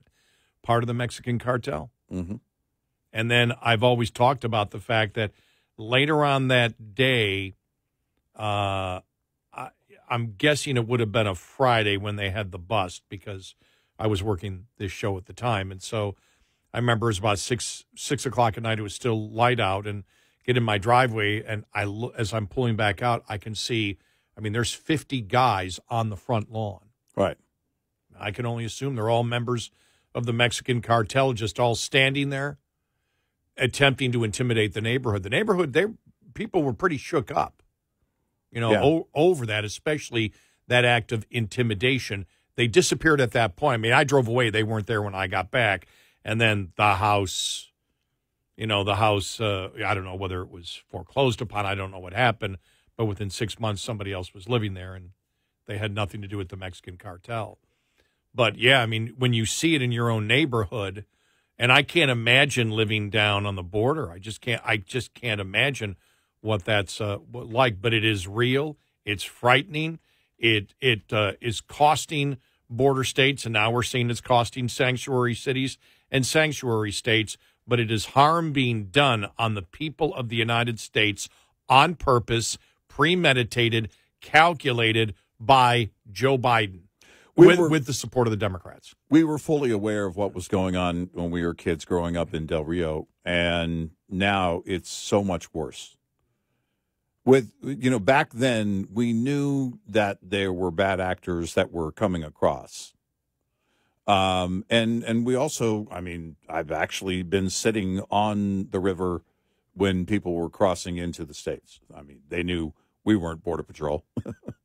We were far too young, and we weren't wearing uniforms. And I've seen that repeatedly, and now it's much different. And I talked to the guys. We were on a text thread that's been going on for many years, these guys that I grew up with from Del Rio, and they go back to see their family members on a regular basis. And it's a different approach when you go into town. You understand that you got to keep your head on a swivel. You understand that you can't take anything for granted. My parents, having been familiar with that area, my parents, when they were RVing, would go down there to South Texas all the time because, they live about 2 hours northwest of here, and it gets cold. So the great thing about Texas is that you can still travel south and stay in the state. But they learned after, years of doing that, eventually it got to the point of you don't want to cross into Mexico to go over there for shopping and eating in restaurants and things that we did routinely. In fact, you want to avoid the border towns altogether, and eventually they had to do that. And it's I don't know, I look at like ranch properties and things that are for sale in those areas. And I think to myself, there's no way you can keep those secure as an individual. There just isn't. 866-90 Red Eye. Get in touch with Red Eye Radio, toll free at 866-90 Red Eye.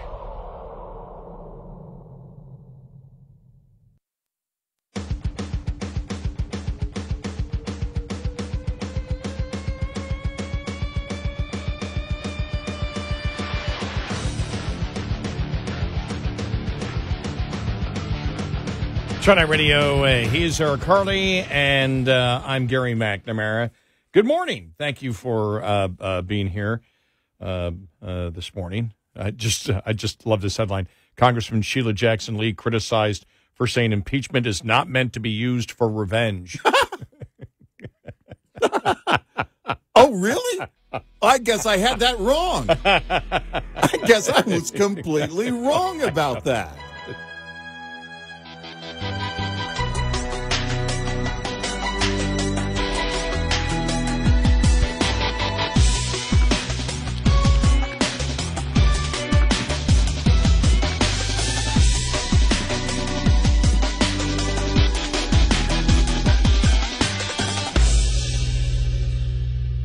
This is Red Eye Radio on Westwood One.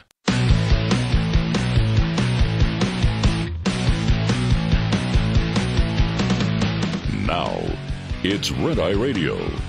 Gary McNamara and Eric Harley talk about everything from politics to social issues and news of the day. Whether you're up late or you're just starting your day, welcome to the show. From the Uniden America Studios, this is Red Eye Radio. All across America and around the world, we are Red Eye Radio. I'm Gary McNamara. He's Eric Harley. Good morning. All right, I want to play this audio cut here. All right. There was no substance here, but it was entertaining. Ready for this? All right. All right, here we go. All right. So my extreme Marxist colleague, who is a mindless follower of Joe Biden, raised the specter of insurrection and lawlessness.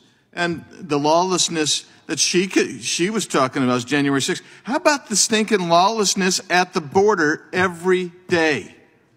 Title 8 is violated every day by this administration. Can I raise a point of order? The Title 8... Just hold on the time. Gentlelady has a point of order. Can we ask members of the committee not to cast aspersions upon members of the committee? We had aspersions cast upon us by your member, ma'am.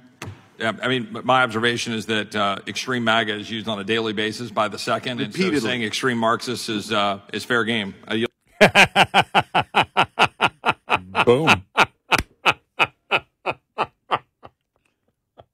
If you want to start, if you want to start something, then let's start it. Right. The left. I love how the left has for years. Well, I never. No, you have. In fact, you just did. We never have used any bleep, bleep, bleep curse words. Such language. Shut up. Give me a break. How dare you call me a Marxist? I, sir, am a communist.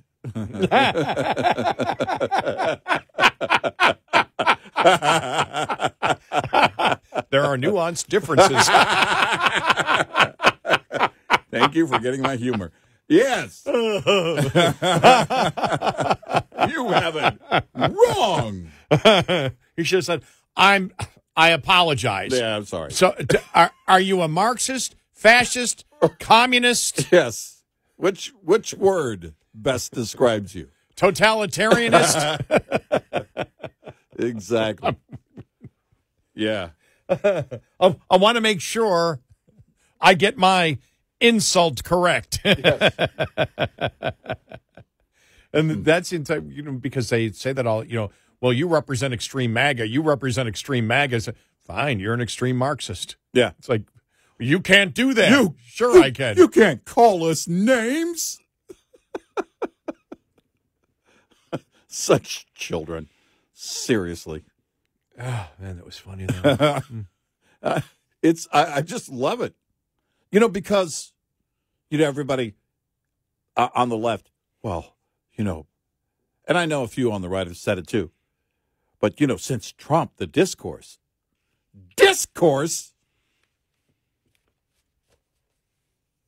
the radicals are taking over, wanting to teach sexualized content to 5-year-olds, wanting to give children the right to choose genital mutilation surgery and take custody from the parents if the parents get in the way, and you're worried about discourse?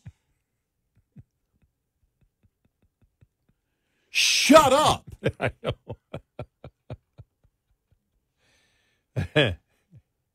We would like the word debanking stricken from the record, please. I mean, it just gets better and better. Let's combine all the topics. I know, exactly. I mean, the things that they protest and how they protest. It is so weak. It really is so weak up against their own radical behavior. And they've been doing it for a long time. It just makes you wonder, is there any self-awareness? We've been asking that. In fact, we know that there's not in far too many cases. But it is so easy to debate the left. It really is so easy to debate the left. Part of our frustration. Exactly. With the GOP. With the GOP, yeah. With the GOP.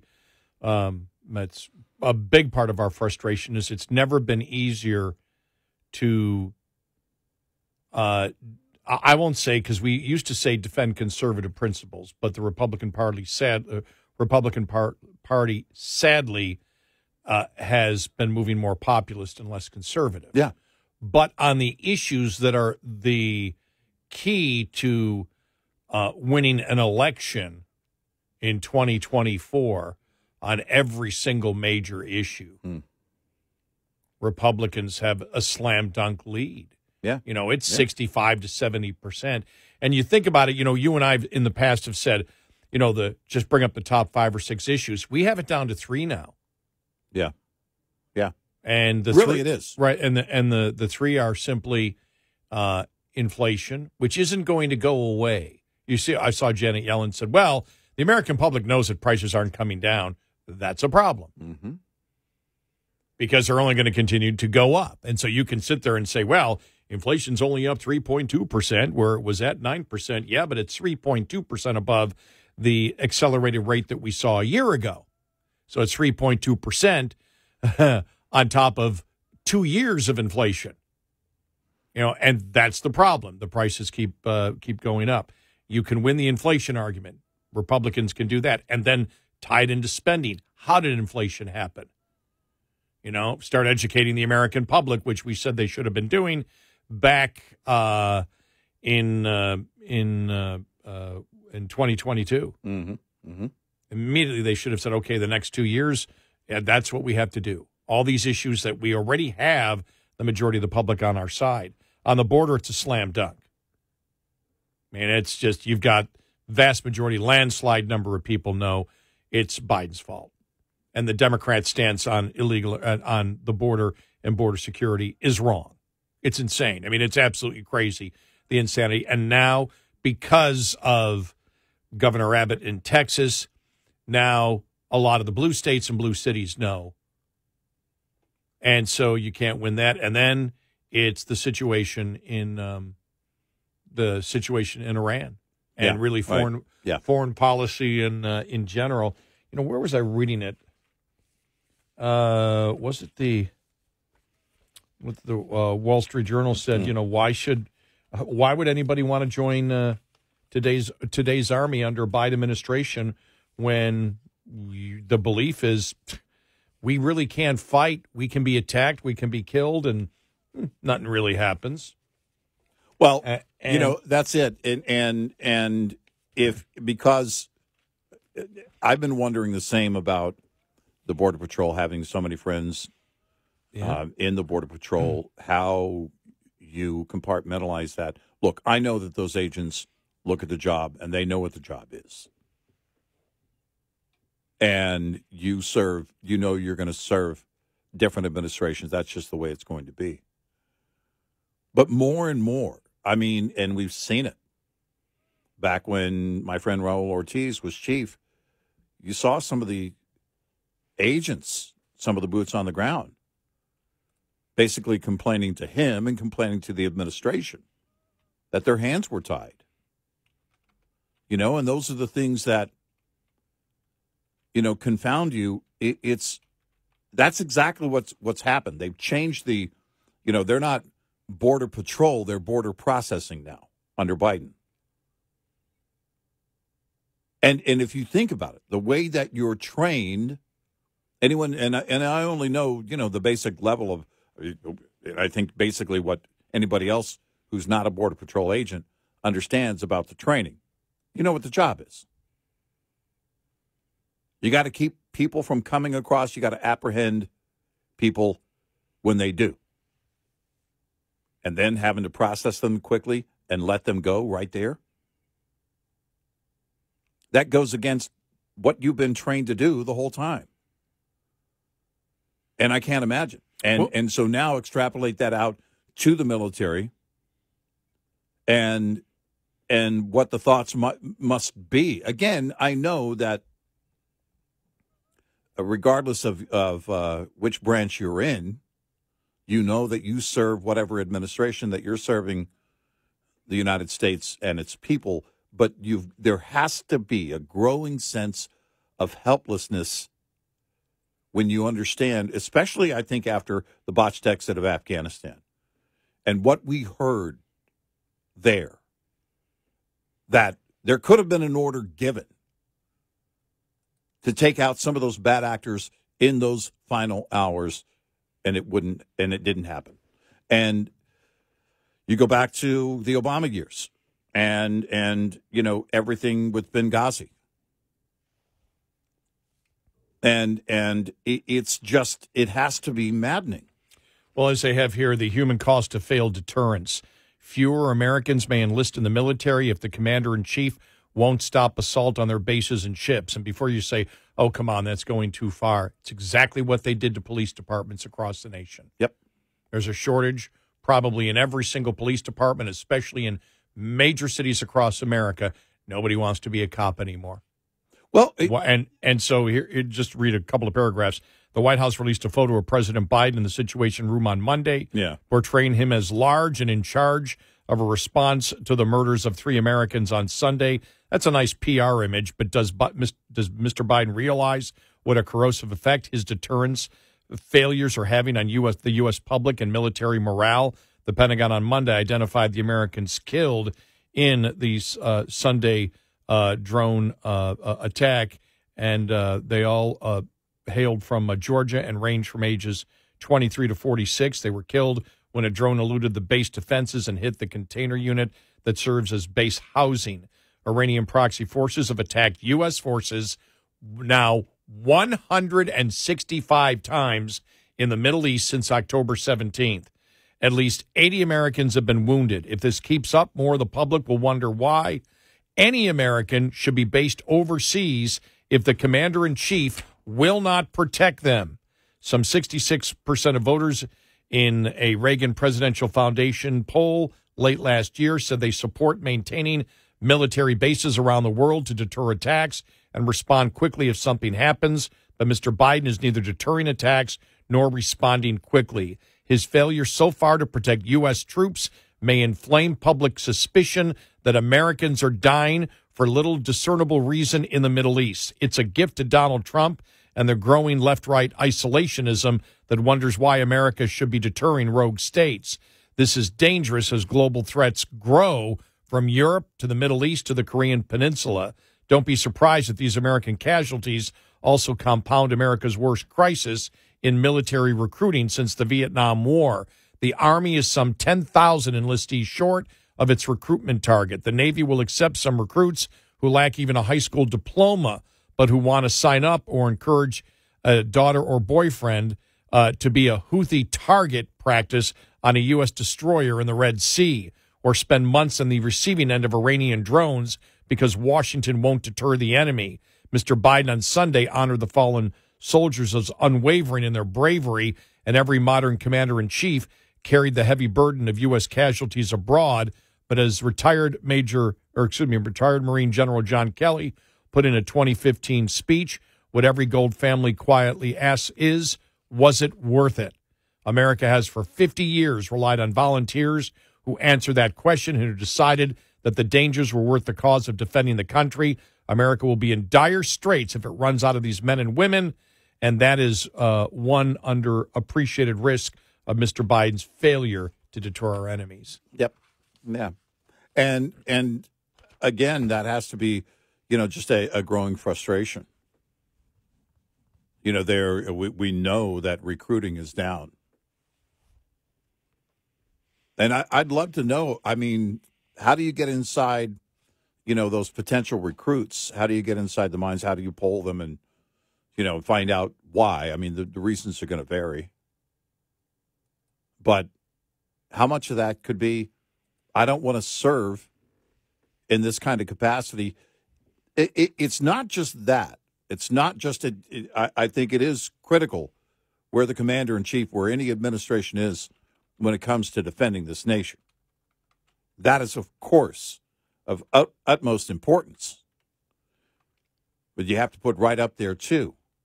They're worried more about gender identity than they are the enemy. Mm-hmm. Yeah.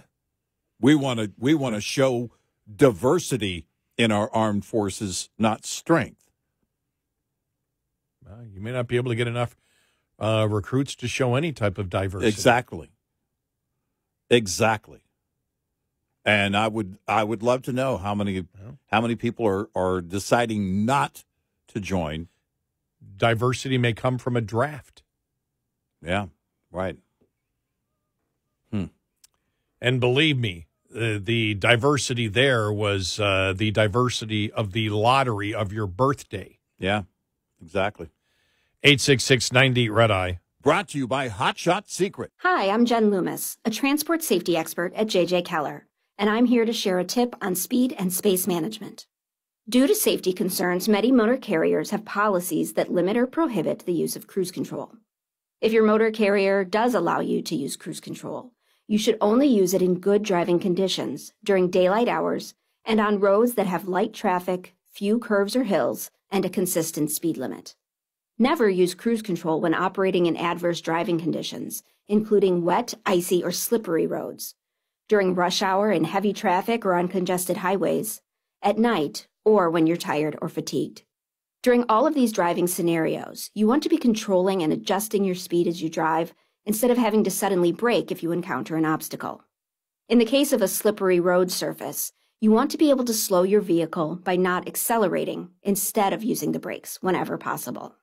This tip was brought to you by J.J. Keller and Associates. Visit us at jjkeller.com. Lines open for your calls. 866-90-RED-EYE on Red Eye Radio.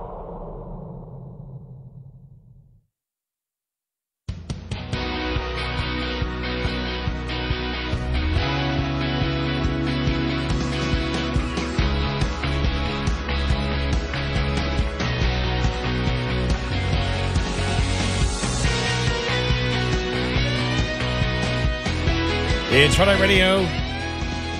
He is Eric Harley, and I'm Gary McNamara. Coming up on the show, another accusation against somebody in Harvard management, the DEI officer accused of 40 counts of plagiarism, including taking from her own husband.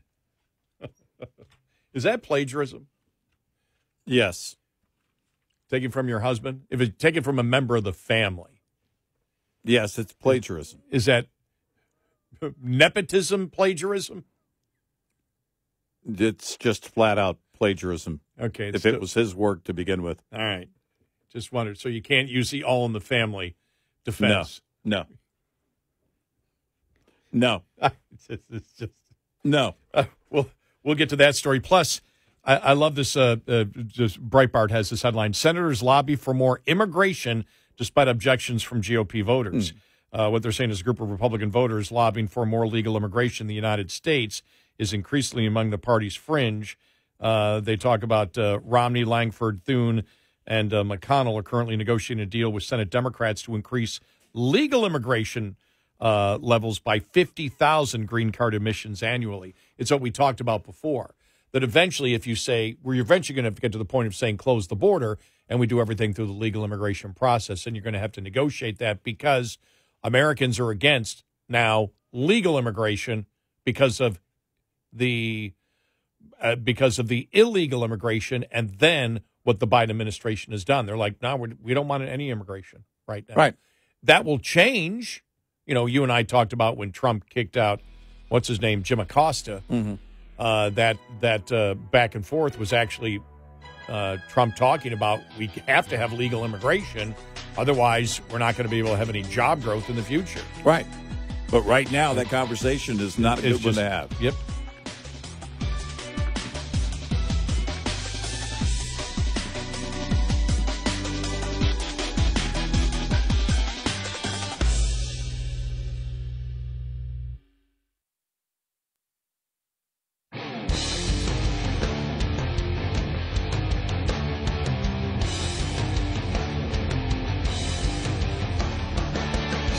You're listening to Red Eye Radio from the Uniden America Studios. And he is Eric Harley, and I'm Gary McNamara. Good morning. Download our Red Eye Radio app today, and you can listen when and where you want if you can't listen live overnight. Thank you so much for being here. Let's just get to a little bit here. Here's Mark Green. Yesterday, Representative Mark Green, the impeachment hearings of Mayorkas. Today is a grave day. We have not approached this day or this process lightly. Secretary Mayorkas' actions have forced our hand. We cannot allow this border crisis to continue. We cannot allow fentanyl to flood across our border, our criminals to waltz in undeterred.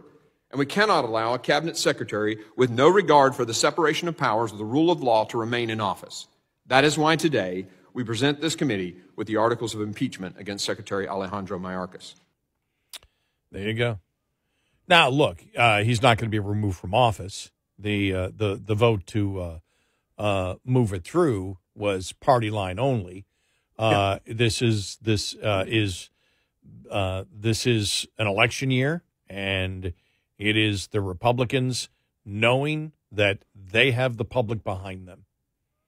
Yeah, and the public knows that Mayorkas is a pathological liar. Yep, who works for another pathological liar, right, and is saying the border is secure. Yep. Why the lies? And as they said, one of the articles of impeachment is lying before Congress. Yep. So it'll be interesting to see once this all comes out, the specifics, the back and forth that goes on. But this is where the Republicans know they have the public behind them on the issues. I don't know what the Biden administration or Democrats ever thought, and now you can see how they're panicking and backtracking, by Biden, coming out and stating, I don't have any power to do anything. Yeah, right. It's like, I'll close the border down once Republicans give me the authority to. Yeah. Yesterday, they just need to give me. I don't have the power. They need to give me the power. It was so pathetic. And if I'm in the media, it's the only question I'm asking. Karine Jean-Pierre or Kirby or Biden. Is he not aware of his power as president, the executive power that he has, that he used to implement this and reverse what Trump did? Has he forgotten that? That's an important question. And Mayorkas, and you saw it over and over and over again, he's a wholly dishonest person. Or grossly incompetent. Well, and he is one of the biggest, I'll say, biggest examples in the Biden administration of gaslighting. Yeah, right. I mean, when he would get up there, as recently as maybe 6 months ago, and say the border is secure. Mm-hmm. And, how dare you not know the border's not secure? It's just, his was some of the greatest examples of gaslighting in the Biden administration. Yeah. And, and then he would say that, then he'd attempt to filibuster, and they say, what are you talking about? The border is secure. You've got, you've had millions that have crossed. You're busting the records. And then he would just go into, well, we're attempting with the great workers that we have here of doing but the border isn't secure. I believe the border is secure. And then saying in the same sentence right after that, and we're working every day to make it more secure. Yes. What does that mean? It's either secure or it's not. It's a pass-fail thing, That's the way it works. What you're saying is it's not secure, and we all know it. An anonymous letter reportedly sent to Harvard University this week alleges that the school's DEI head committed multiple instances of plagiarism throughout her academic career, even plagiarizing from one of her husband's academic works. Mm-hmm. Eric explained to me just a few moments ago that there is not an all-in-the-family exemption. There is not. It is not a community property kind of thing. The letter sent anonymously to Harvard, the University of Michigan, and the University of Wisconsin-Madison alleged that the chief diversity and inclusion officer, Sherry Ann Charleston, committed 40 instances of plagiarism over the years, according to the Washington Free Beacon. The Free Beacon first reported on the complaint, describing the details of how Charleston allegedly committed these counts of plagiarism, including not properly attributing sources or quotes almost a dozen times in her 2009 dissertation at Michigan.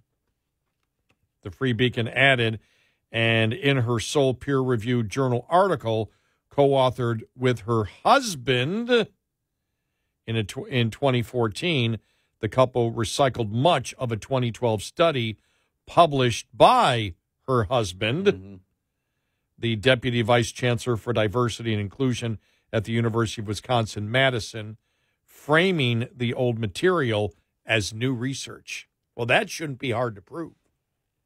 Right. That's the thing about plagiarism.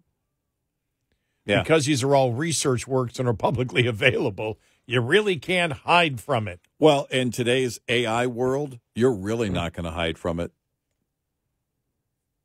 That AI is going to find it quickly. You know, there has to be, when you get up to that type of education level, where research and dissertations and, you know, what you can add, because that's what it's always been. You know, you get in the institutions of higher learning. What can you add? You know, Right, yeah. How do you think? How can this move this curriculum forward? Right. And so, it's just like, we just did it there where we, gave credit. In fact, it was a Fox News article, and they gave credit to the Free Beacon. They're not saying we did this story. Right. They're saying the Free Beacon first reported it. And by the way, that's common in media now. Right. Where they will carry one media group will carry somebody else's story. Oh, yeah. Yeah. And not just with like the Associated Press, which is a news service for many news outlets. It's cited, the story in the Wall Street Journal says this, and it'll break it down. I mean, that's a common thing now to happen, but it's done with the proper citation. Right. You just, and it becomes, and nobody, I mentioned this earlier, nobody ever told me to do it. I never had an instruct. You need to make sure that you give. It's just, you did it. You just knew it. You just knew, well, this isn't mine. And for two reasons. You do it because you deserve, for the sake of context. Yeah. To let people know. For example, if it's something that comes from MSNBC, there will for our audience especially, right. There will be a context in that this came from MSNBC. Yep. So, all right, this came from the Wall Street Journal. Well, did it come from the editorial page, and the same or did it come from Fox the news or Fox, whatever? Yeah. And you do that, and the other reason you do it is to protect yourself. Now, the only one we don't cite is News Nation, because I'm just joking. Nobody would know if we were plagiarizing it. Well, I'm just saying nothing has come from it. But oh, okay. Yeah, I was doing the other thing. They have no viewers. Actually, I mean, like I said, Dan Abrams, I think, and I know he's slants to the left, but I think he does a fair job at breaking down the law. Well, I think he did a pretty good job at talking about, just this week, how the left came out and said, that Abbott is not, Abbott's not paying attention to the Supreme Court. Mm-hmm. He's flouting the Supreme Court ruling, and Abrams once said, the Supreme Court, you're not doing anything. There is no order in that from the Supreme Court to the state of Texas. The Supreme Court told him. And then he started bringing up Republican politicians that started saying, good for Abbott for not following what the Supreme Court says. He goes, both of them were wrong. I thought that was a good thing to do. Yeah. You're bringing a little bit of truth into the whole thing, saying, no, Abbott hasn't done anything. Right. He hasn't violated a Supreme Court order. But then the left started it, and then there were some on the right that viewed it as that's a badge of honor. You're not paying attention to the Supreme Court. And then that came out. See, even it doesn't matter what the truth is. Then the left started using. See, look, even Republicans are saying that Biden. Sorry, Governor Abbott. That Governor Abbott is not abiding by the order of the Supreme Court to give their falsehood more credibility by the falsehood of a Republican stating something that was false. Right. So I thought Abrams did a good job in bringing that up, because look, you and I, the last thing we want to do, I don't want to waste 1 second of my life defending something that's not true. Right. Why would I do that? Right. It's a waste of time. Right. It's got nothing to do with my with my politics or me promoting a particular issue. I don't need an inaccuracy or a spin to promote the things that I believe. And I will never need that. Right. And so I just wonder why people do that. And we get particularly upset because, as we've said before, with conservatives never need to do it. You never need to lie if you're a conservative. They need to lie. They have to lie. Right. Biden has to lie. Mayorkas has to lie and say the border is secure. They have to lie because they cannot sell to the American public what they truly believe. We can.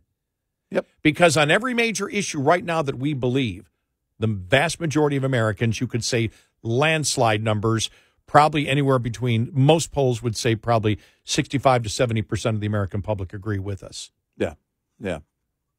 Yeah, and it's look, on the issues, there's, you get everything you need.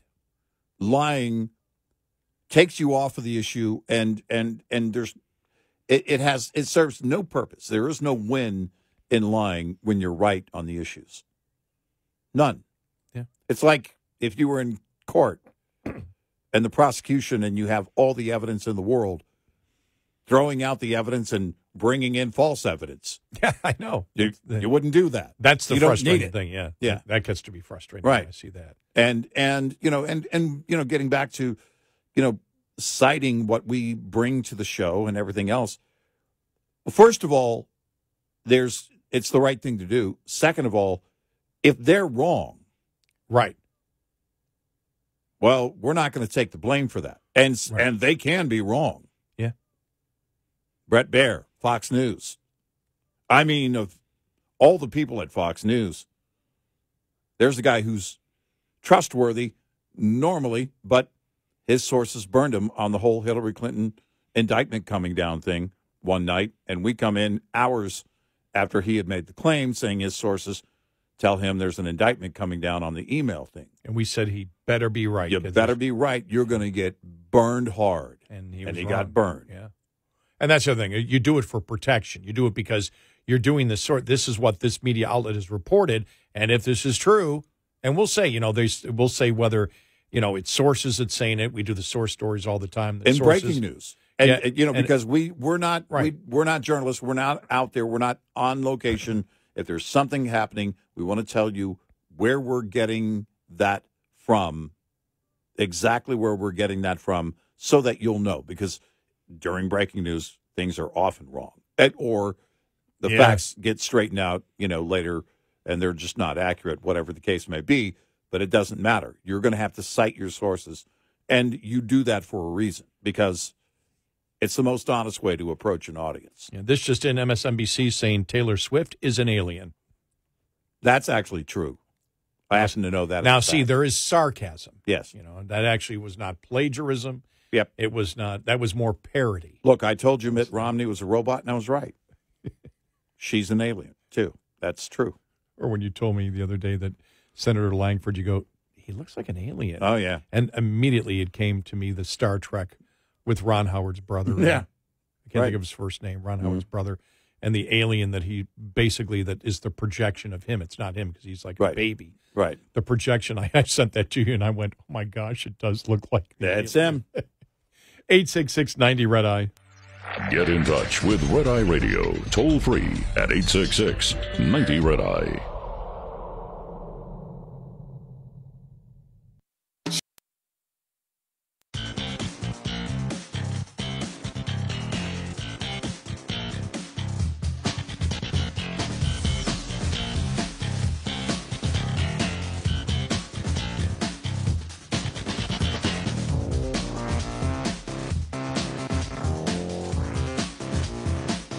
It's Red Eye Radio. He's Eric Harley, and I'm Gary McNamara. We said this would eventually happen in liberal cities, and it did. The headline here from Fox News: Portland, Oregon leaders frustrated, says the city allowed to set harsher rules and laws for cigarettes than fentanyl. We said that would eventually happen. Yep. We figured it would be more pot versus cigarettes. Yeah. But these are liberals saying, my God, there's more rules for cigarettes in this town than there is fentanyl. There's something wrong here. Exactly.